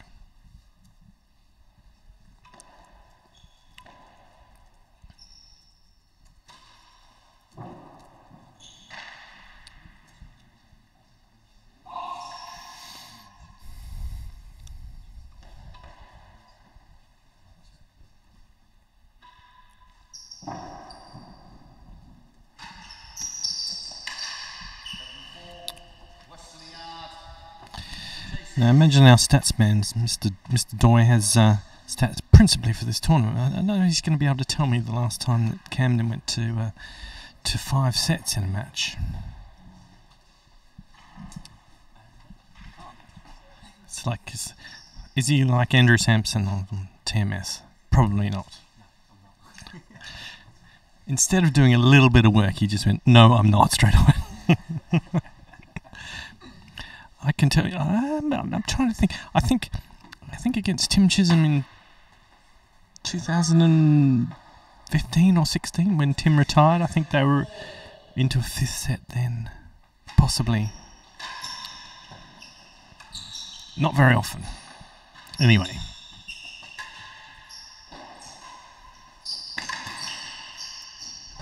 Well, that's going to be sickening for Ben there. Pretty good point. Riviere's supreme retrieving skills on display. And now he's got a worse than 1. 4 games to 3 to Ben. So he'll be... quite obviously looking to. He got a good chunk of that ball, but lost the chase.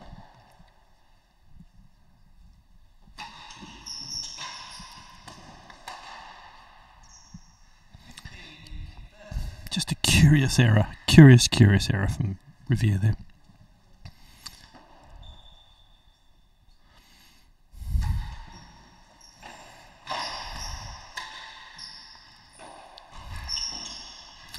What can you tell us about the history of the court here, Josh? This is the second or third actual court on this side of Hampton Court Palace, and when was the last time this wall was reconditioned? How is it? It's not a mocking question. It's obviously been reconditioned over the years. Sensational point there. I'm talking over. 4 games all here. Really getting into the business end of this set. Just to answer Jed's question there's been a tennis court at Hampton Court Palace since its inception. The first court that was here, though, that's not the court we play on now. We're blessed to have a couple of brilliant historians who I'd encourage you to get in contact with. David Best is a Royal Tennis Court member and fantastic historian, and we all know Leslie Ronaldson, who does tours for the Palace as well as a huge amount for the game. But we're currently playing on a court that's about 400 years old. So since about the 1620s, we're playing on a court that is virtually unchanged from now. There have been additions and repairs, but the court that we play on is fantastically old, and in fact, interestingly enough, it's older than the modern United States, where the current world champion, current world number 1, I should say, is from. So that just gives you a bit of an idea about the history of the court here.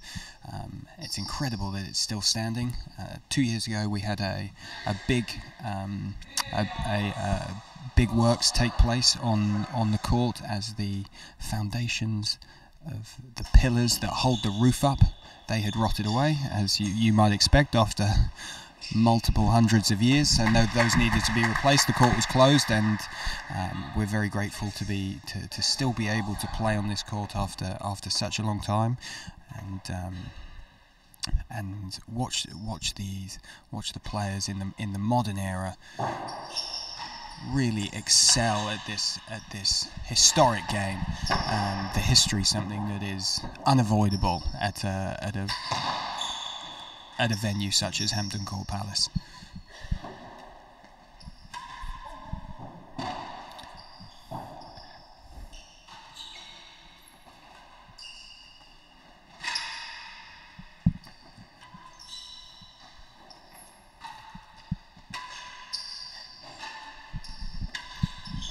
The guys just engaging in a bit of a training rally there, up and down the gallery wall there, before Ben deciding to dispatch that point, putting the ball into the gallery.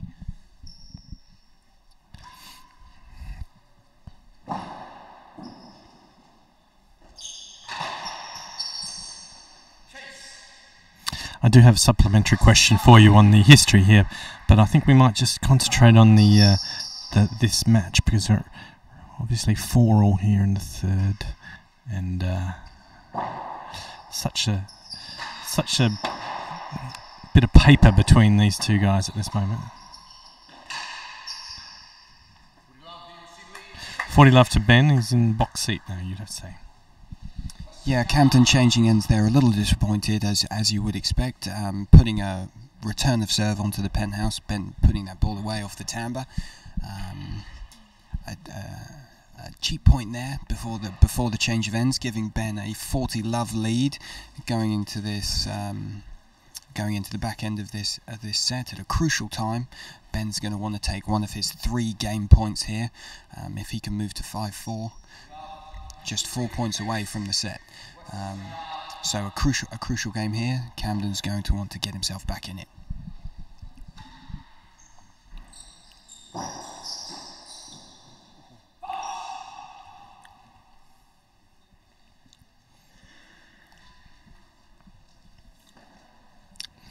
European colonisation.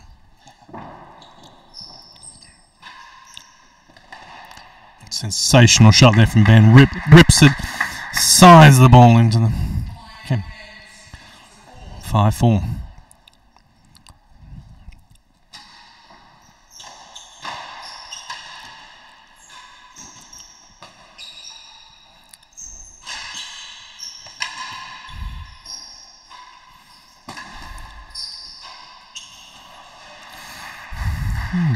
Jarred himself there. Don't think that had anything to do with the gold leaf racket that he was playing with. No, I was just saying European colonisation. Obviously the States was there before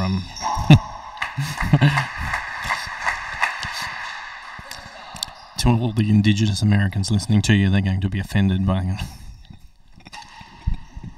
Yeah, there's a strong community of indigenous Americans playing this wonderful game of ours. And of course, as Jed rightly says, it's the European colonisation I was referring to.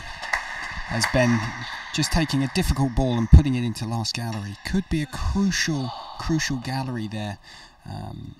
5-4 ahead, changing ends. Absolutely nailing a ball down the line there, going 15-30. Camden had opened up a bit of a lead, but Ben not content, putting the pressure back on. And playing another beautiful drive, this time underneath the dead on to pick up a chase. So we're changing ends, 15-30, Camden leads, 2 chases, big game. The head pro here at Royal Tennis Court was very adept at that shot, at the peak of his powers, the topspin sort of roll into that back wall. Didn't really care where it came out to get the chase, just got himself the chase, obviously also good for defeating hazard chases. And frankly is one of the few sort of options to hit the ball hard off those railroads that Camden's getting to come back towards the battery wall and in the winning gallery.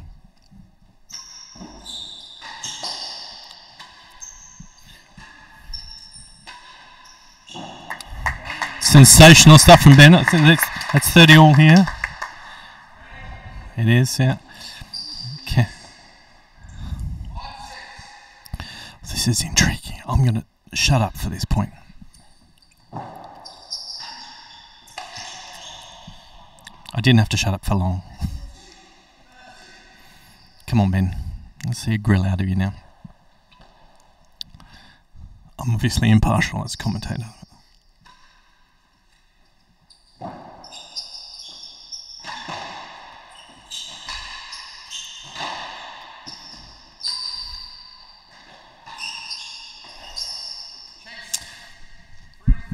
Camden playing a good defensive point there. We so often see those left-handers underneath that grill corner play that volley boast into the wall.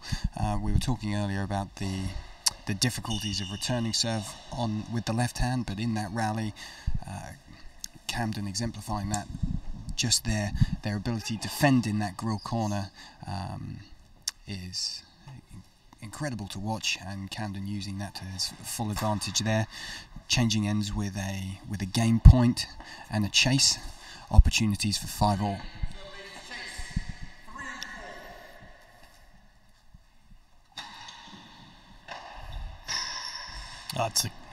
That's a stunning blow from Ben Matthews. Riviere wasn't too far away from it, but a ball travelling at that speed. Uh-oh. What a time for Camden to hit that grill there, moving ahead in the grill count, 10-9, giving him the game point.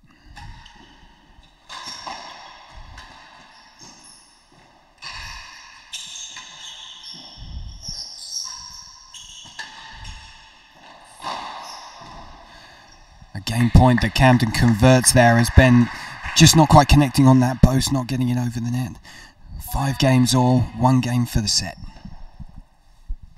Who's your money on, Josh? I've got to think at this stage, with that racket error as well, my money's on Camden. I think he's played this last game really, really well. I think the momentum's slightly with him, but let's see how it turns out.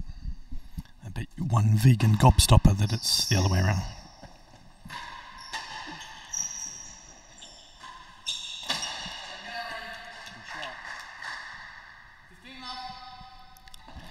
So this curious thing with the boomerang being served recently at the Queen's Club, which was that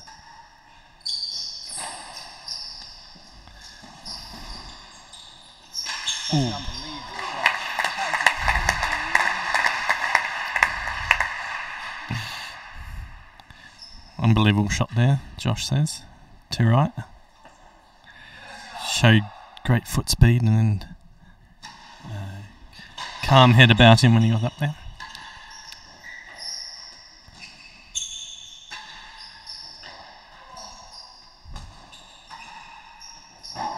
Ooh. You might be winning a vegan gobstopper, I think. No, so when the boomerang was being served prolifically at Queen's, there was this slightly strange thing. Obviously, the returner of the boomerang is often left with just turning on the ball and either hitting a backhand or a forehand boast off the main wall into the backhand corner as the right-hander sees it at the service end.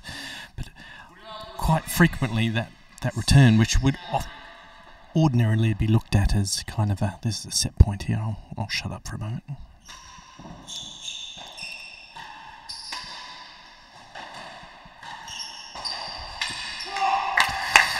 Pile drives that one to the back wall, and the reward is that third set and a 2-1 lead.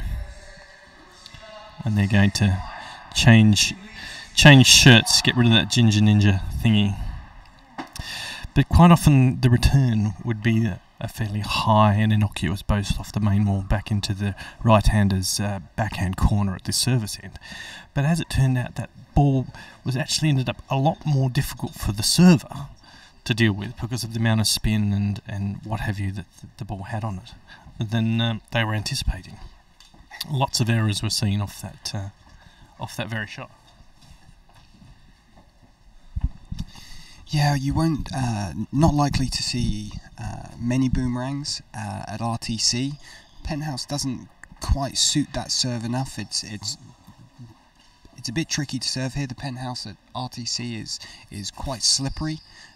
So as I was saying, for the same reason that the high serve is more difficult to get square, when that ball bounces back off the back wall, it wants to come down the court, and of course with the boomerang, if it's not perfect, it's disastrous, and so the players opting to avoid that and follow the gentleman's agreement here. Camden playing that fat boast to pick up the chase there. As we move into this fourth set, the onus is really on Ben here to try and change the fortunes. Camden looks like he's working his way into the game, has a lot more positivity about his movements around the court, so looking like he's feeling more comfortable. Now with Ben being 2-1 down, pressure on to see if he can grab this fourth.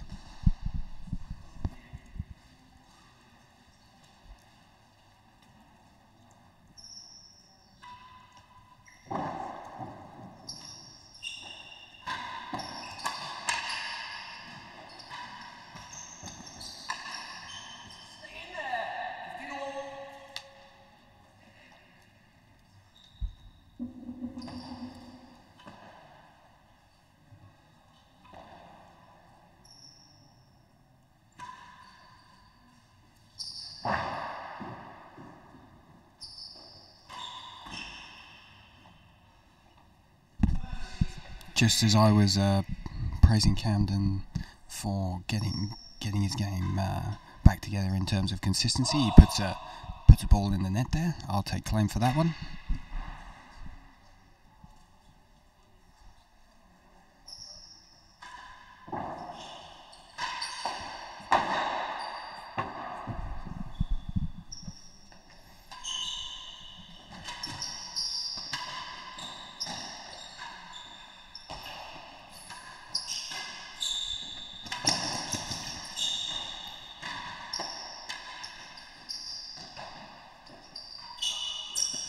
Oh, it's a bridge too far, that one for Matthews. Beautifully worked point there by Camden. No guarantee whatsoever, but if we can answer any of your questions or do any shout-outs, sensible shout-outs, you know, I don't know if there's anybody's birthday today or what have you, but they can get in touch either on the Royal Tennis Court Facebook page or Twitter account. Yeah. What is it? At Royal Tennis... Peter's going to tell me. At Royal Tennis CT. At Royal Tennis CT. Capital R, capital T, capital C. Yeah. With the repository or suppository, if you're Tony Abbott, of wisdom here, we might be able to answer some of those questions, but no guarantee.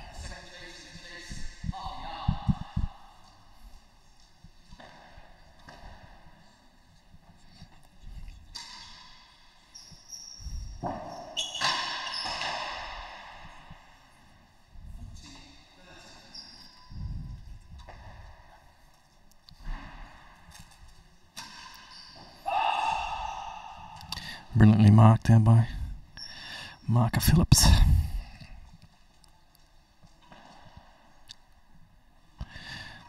So can our stats man give us any stats on particular shots? Just like straight forces? No? We've had a question from the Twitterati asking about degree of success for Ben on that straight force. So I'm just going to have to go back and say that we don't have answers. Yeah. Well, we could make something up. I could say 63% of the points he is 1-1. Yeah. I've got that confirmed. It's somewhere between 60 and 65. So my 63% estimation was not too bad. I can tell you Ben's success with that shot has been less so.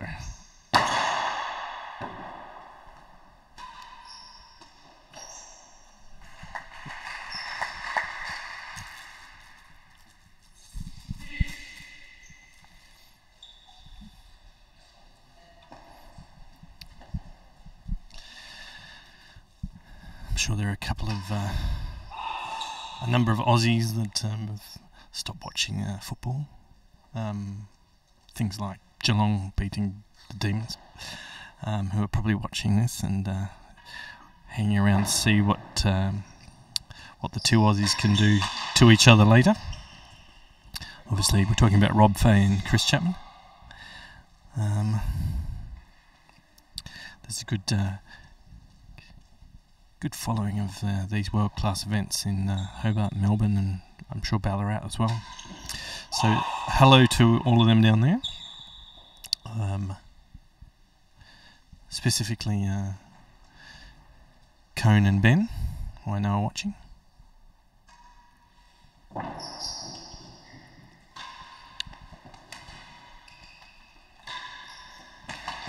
Cone has a new nickname, but it's not fit for public consumption, so I'll spare the viewers hearing it.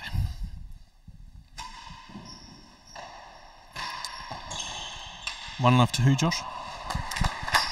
Ben starting this this fourth set off well, taking the first game before giving props to Camden for an incredible shot there. Something we see from Camden quite often, taking an incredibly aggressive ball and managing to find the floor, not just defending the dead on, but playing a good shot off a great shot.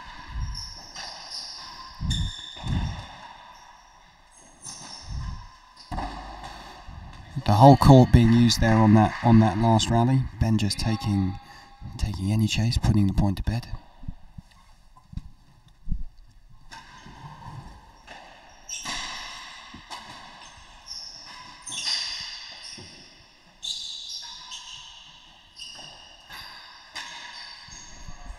And again, Camden there taking a drive down the middle from Ben, and two bounces before the back wall, giving Ben no option, no time to go and get that ball. Better return there from Ben, putting Camden under a little bit more pressure.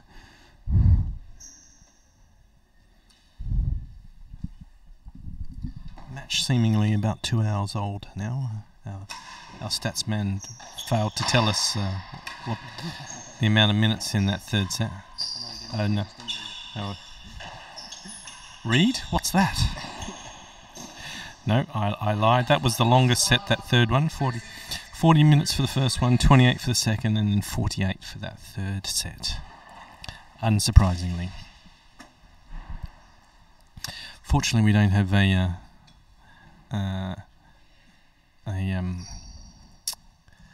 sort of a lawn tennis rule about, and then having to have difficult discussions about fifth set tiebreakers and what have you. So, as many of you will know, but for those of you who don't, it's first to 6 in every set.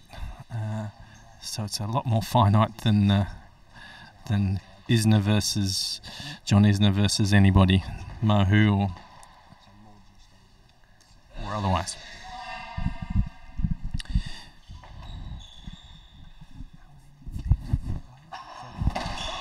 So just chatting with Giles Doyle, our stats man here, looking at the number of deuce games that we've played. We've played 31 games so far, 13 of which have gone to deuce, and the last set, that 6-5 set, had more deuce games than any other.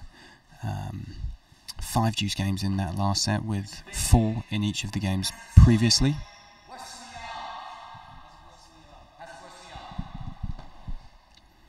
Ben just clarifying with the marker there.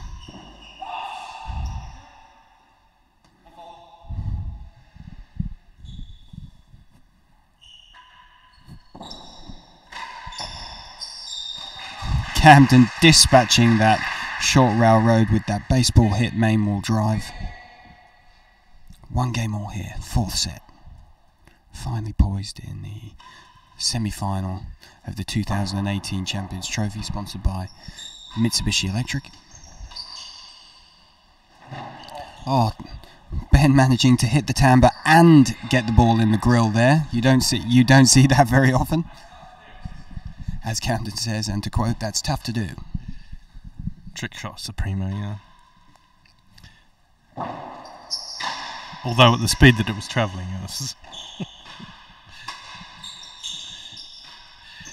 I doubt you were going to get a fist pump there from Ben from that shot.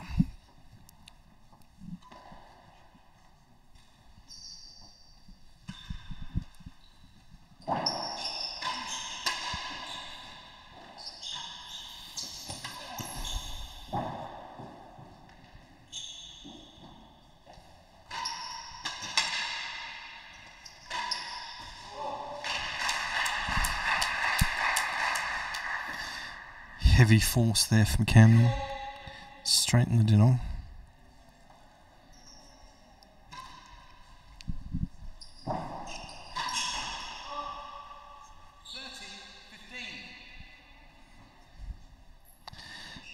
Ben will take as many of those as Camden serves up.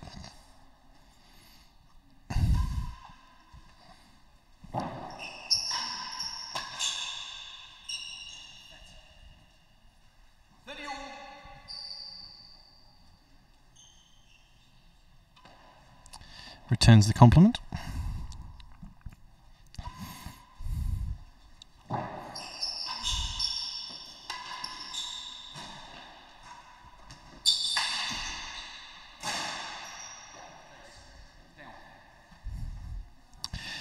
And Marker Phillips belatedly agrees with Ben that that ball was down.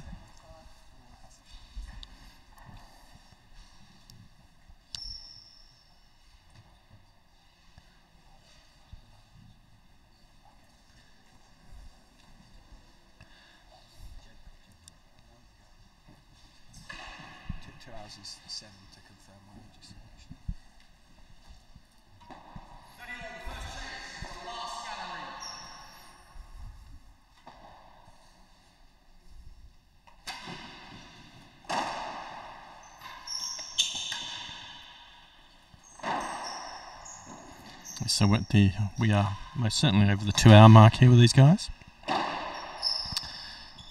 both still pretty daisy-like for me. Not much you can do about that shot there. The Maymore timbre. I think the thing there is the prevention. Ben taking a relatively easy ball, putting it halfway up the back wall, and against someone with Camden's quality, you're going to expect to see that ball put you under pressure. Camden taking that third game, moving 2-1 ahead. Camden playing most of his matches with a slight lead, and again showing something that we see so often from Camden, taking a ball with pace, able to control that volley, not just getting it back, giving his opponent another opportunity to attack him, but finding a way to find the floor. Very, very high quality shot.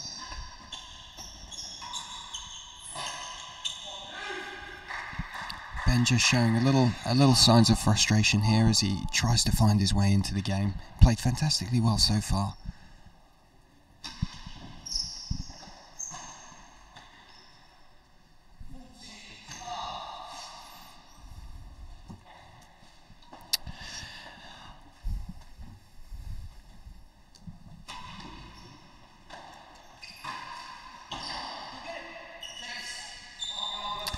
I'm trying for the life of me to remember that supplemental question on the history of the place.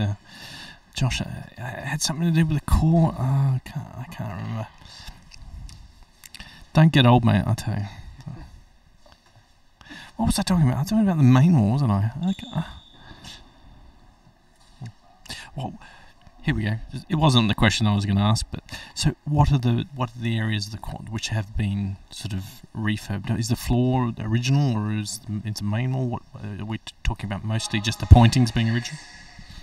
So the first thing that I would say to that is I would always encourage someone to check with the experts. David Best has written a fantastic book about the history of the Royal Tennis Court, and is an avid historian of the game, and the game as a whole is very grateful for him, as we see Camden take a 2-game lead here, moving 3-1.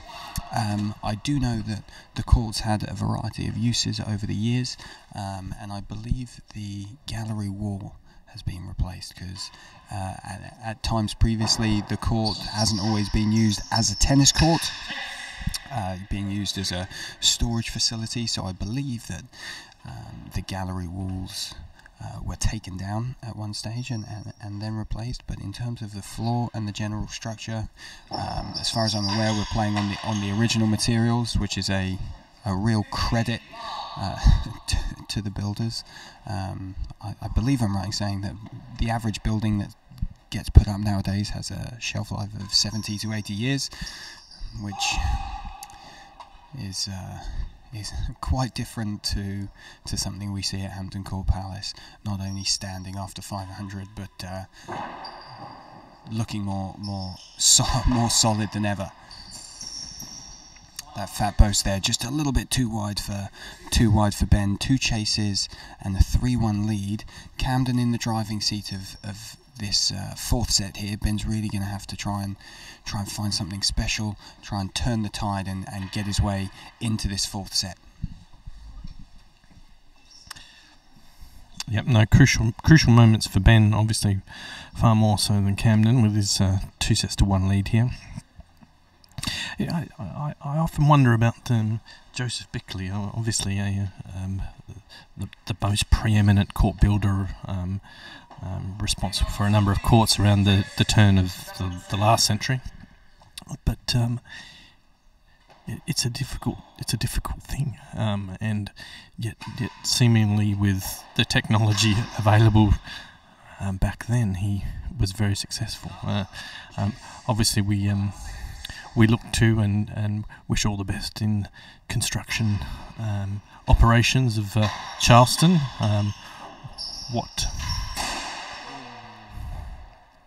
Charleston, South Carolina, who are clearing ground and laying foundations, probably as we speak.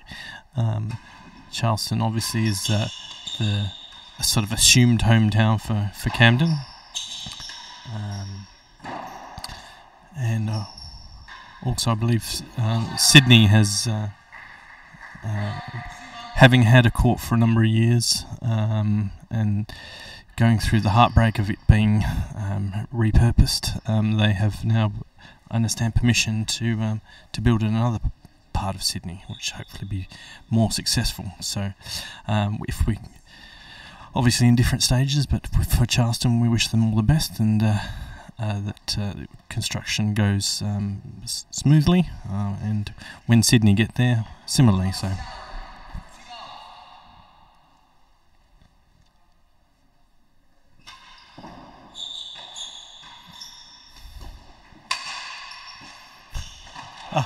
Touche there from Ben.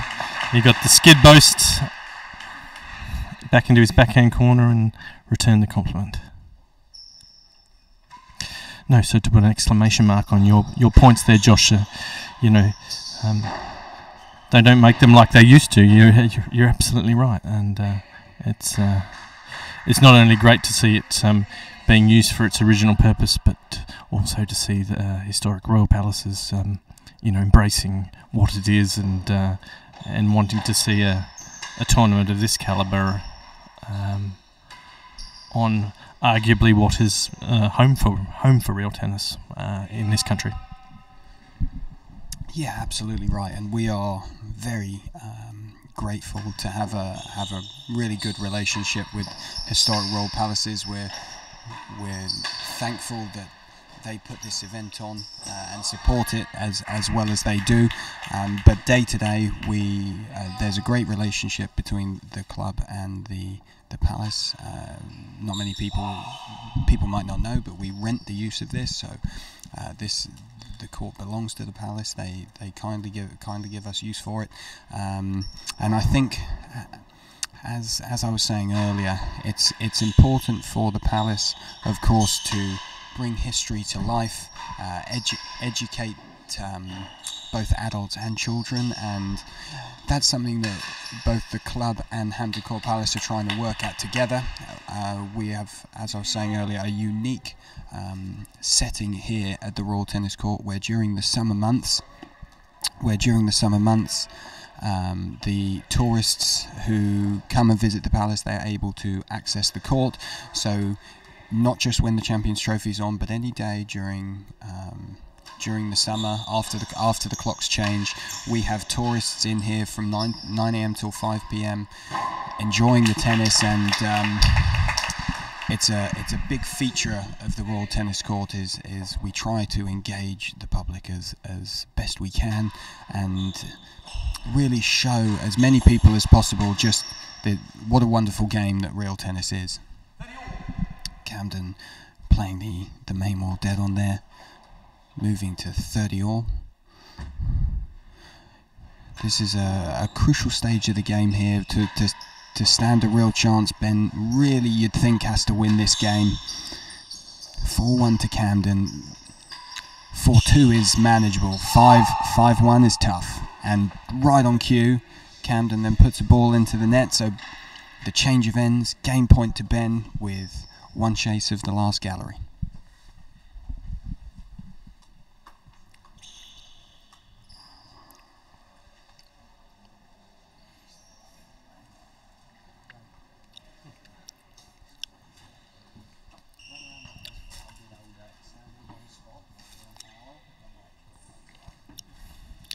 Josh, can you think of any other games where the top level players will often have a dialogue during a match? You know, it's always sort of, it's not sledging, I would say. It's more like just little quips here and there. Yeah, in the game of real tennis, obviously, we don't have that many people playing, and particularly at the top end, you know, these guys are all friends. They have to kind of find the balance between helping each other and competing, and being friends and competing, and that can't be easy. But all of the all of the players in real tennis seem to do that very well, and are a real credit to the game, showcasing our sport in the 4 countries. Camden there playing the ball around the timber to move to deuce in this 4-1 game.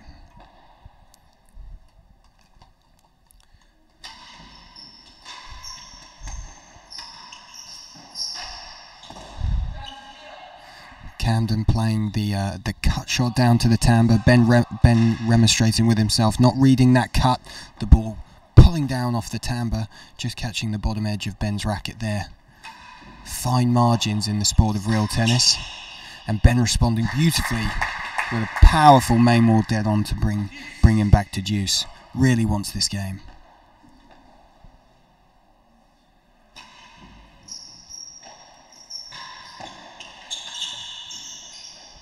Trying to play the same shot again there, Ben, just catching it a little low. Camden putting the ball away. Ben not particularly happy, but seemed like a good, brilliant shot by Camden there. Advantage to the server, game point.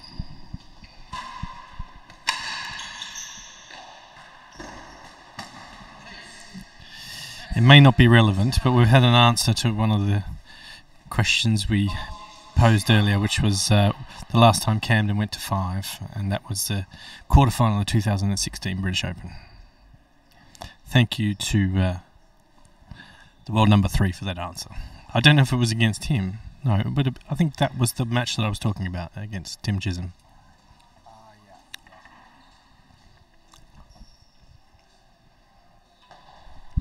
Great to hear that the world number 3 is at home listening. I know he loves his stats. Always keeping up to date with what's going on in the world of real tennis, and he's on form. Camden not quite able to get that ball. Just got out of position up the court there. Ben able to work that ball behind him. Back to deuce in this tense game. Both players desperately want to win this one. Camden to cement his lead. Ben wanting to stay in this set as Camden hits that baseball return. Better than 3 on the cut volley.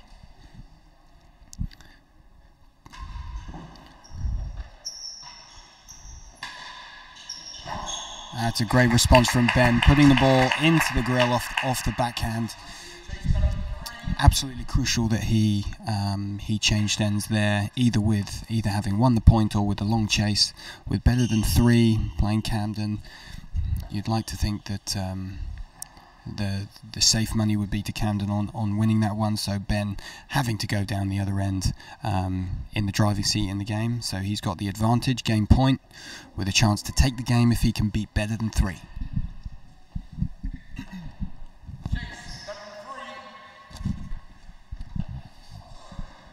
Yeah, it's important here. Ben continues to frustrate Camden as long as he possibly can.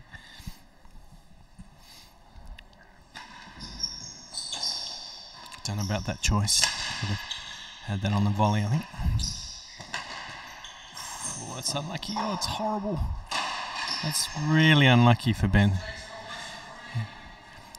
No matter that it didn't hit the nick, it was just put him off his steps there.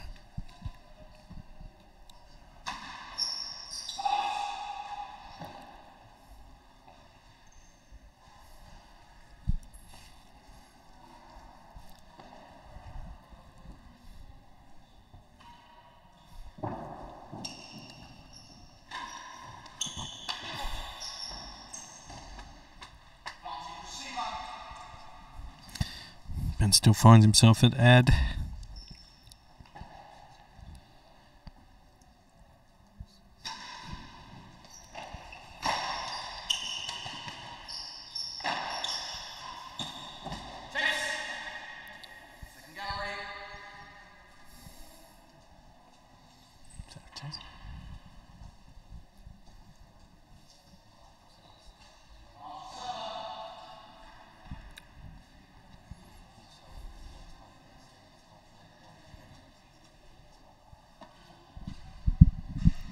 So this game now over 8 minutes long, really very tight. We're into our fourth or fifth deuce. Advantage the server with a longish chase for Camden to attack second gallery. Ben with the first serve fault. Interesting to see what serve he goes for here.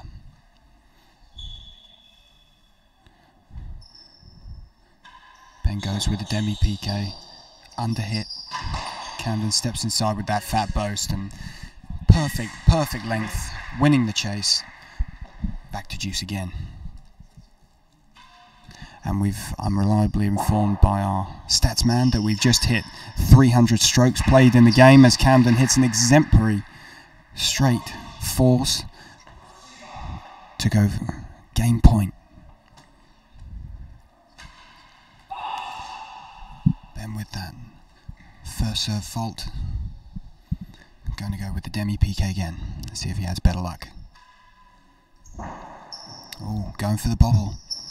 Overhit. Camden misses the main wall dead on. Gets a net cord off the middle.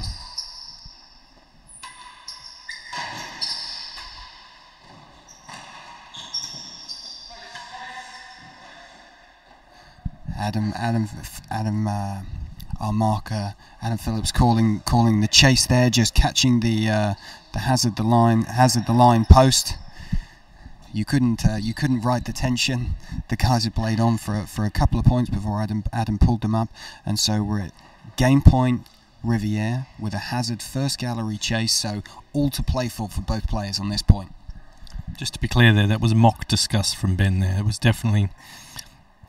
He accepted the decision. He was just curious to confirm from Marker Phillips what that hit.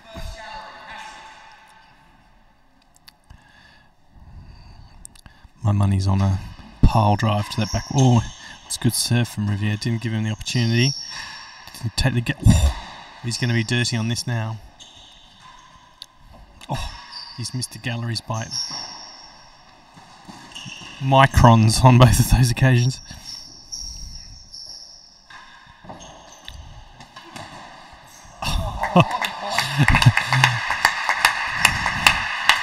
A slight few and a grin down the court from Matthews at his one.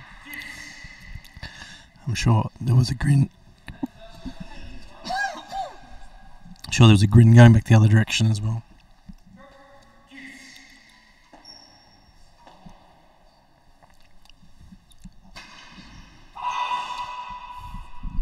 We're up to over 11 minutes for this game and yet another deuce. You can see both players really keen to win this game. Just play advantageable. Helpful advice from our commentator Jed there. We'll just pass that message down to Adam. I don't have the energy for long games.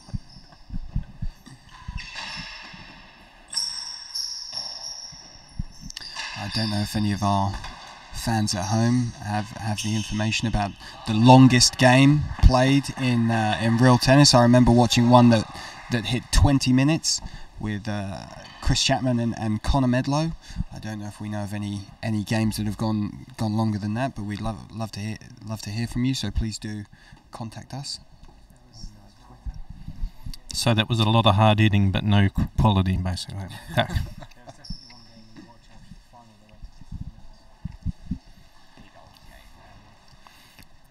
Yep, the long games on the bigger stages seem like bigger deals, and they probably are. Advantage to Ben here. Can he finally convert this lengthy game?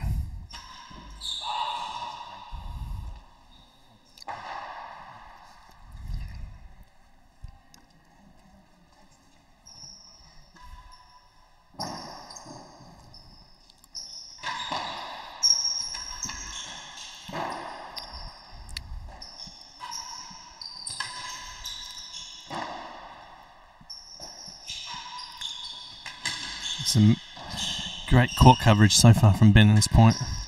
He's not showing the.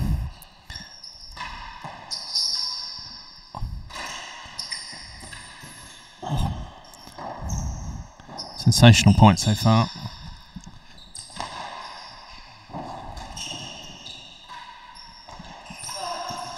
A truly remarkable finish for a remarkable point. World number one, Riviere. Shows his appreciation of the efforts there, and it gets Ben to 2-4. Sort of a position that he can exploit, rather than the alternative, which would have been 5-1, as my esteemed colleague pointed out all of 13, 14 minutes ago, I think. Great game.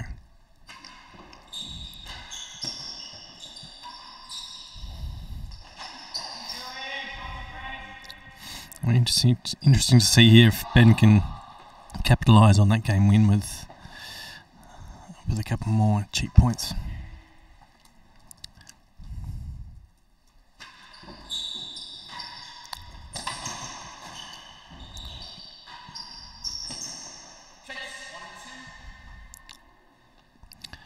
Ben was quickly across the forehand side, but great line and length there from Camden to get himself a chase.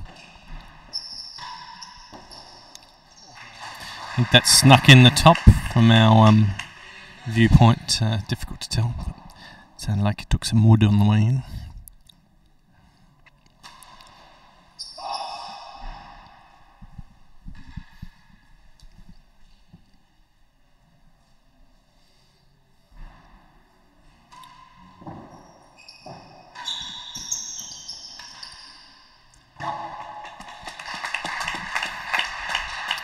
Riviere dirty with himself there. So Joshua, is it the same link for the second semi-final, or do our viewers, listeners need to switch at all? Right, so there will be a stop in the stream, so you don't have to listen to me clambering downstairs or such like.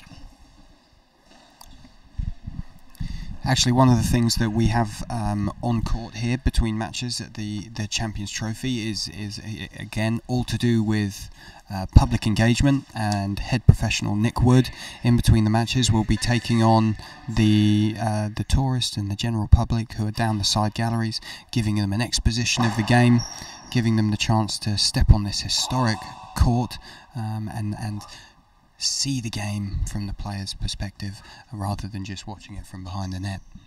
Giving the tourists an opportunity to trample the pebbles from outside onto the court. Come on, Ben. Of course, goes without saying that we clean the court afterwards, of course. The court is very grippy today, actually. It's very hot and humid.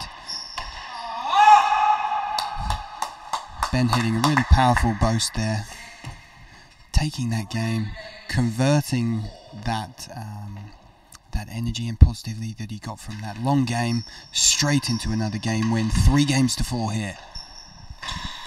And those close. that was tasty, quite tasty there from Ben. Dismissive forehand force, and the closer observers will remember that the set that Ben won, the first set he won from 3-5 down, so certainly capable of stringing together these games required to take this. That's commentators curse that thing. Still certainly capable of stringing together the games he requires to take this set and to us to a 5th set. Ooh, it'd be fun if we can get there. That's well done. Took a side. Great up from Ben. It took a sideball nick there.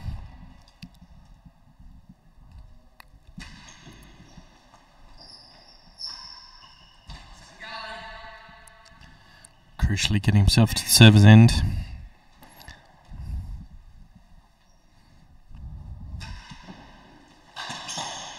Oh, he's going to...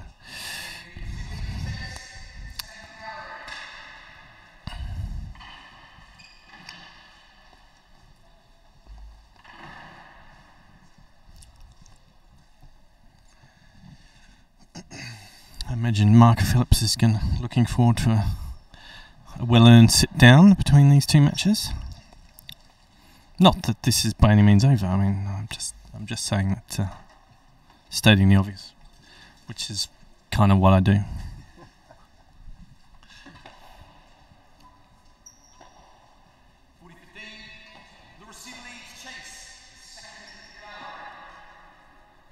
I can tell you, for those who can't see, those that special feature of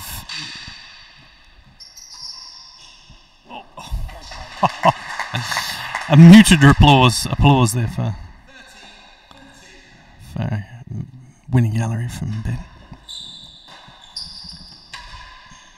Oh, commanding shot, commanding 2 winners there from Ben. He wants this game. It's great.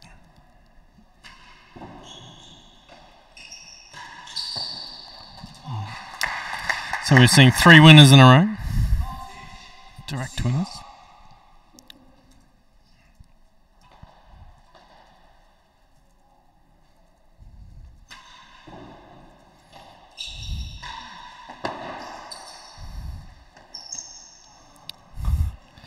I thought I had a trademark on that shot. I was mentioning the special feature of this tournament, the sort of open access to members of the public who swarm to Hampton Court Palace. It's a great tourist attraction here in the UK. It must be up there on the most visited list of. Anyway, but I'm not sure that I could deal so well with the distraction of people wandering with unfettered access in the side galleries as these guys are. So I suppose that's another hallmark of how world class these guys are, being able to block out that distraction. 5-3. So having got himself into a better position there, Ben is now looking at 3 points from defeat with that grill.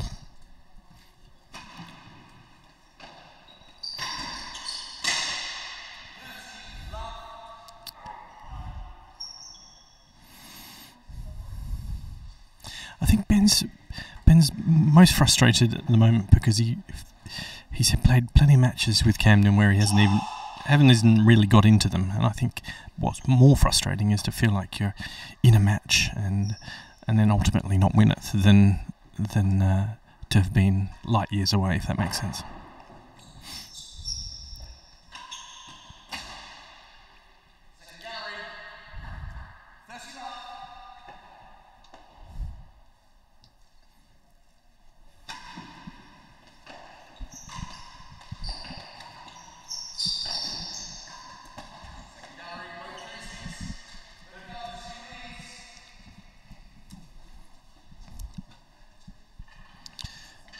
Tom Crew Hunt, you flatter.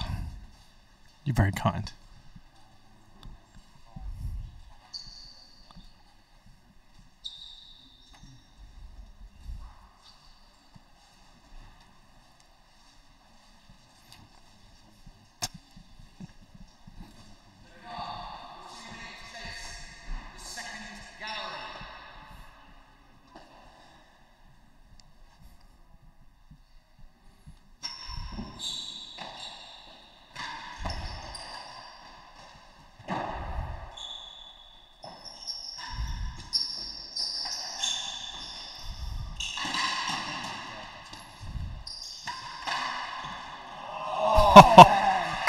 That's a brutal outcome for the world number one. How he got to that ball, how he got to the first ball, as it were, up at hazard the door, and then he got a racket on that one and it went over the net, but it just didn't defeat the chase.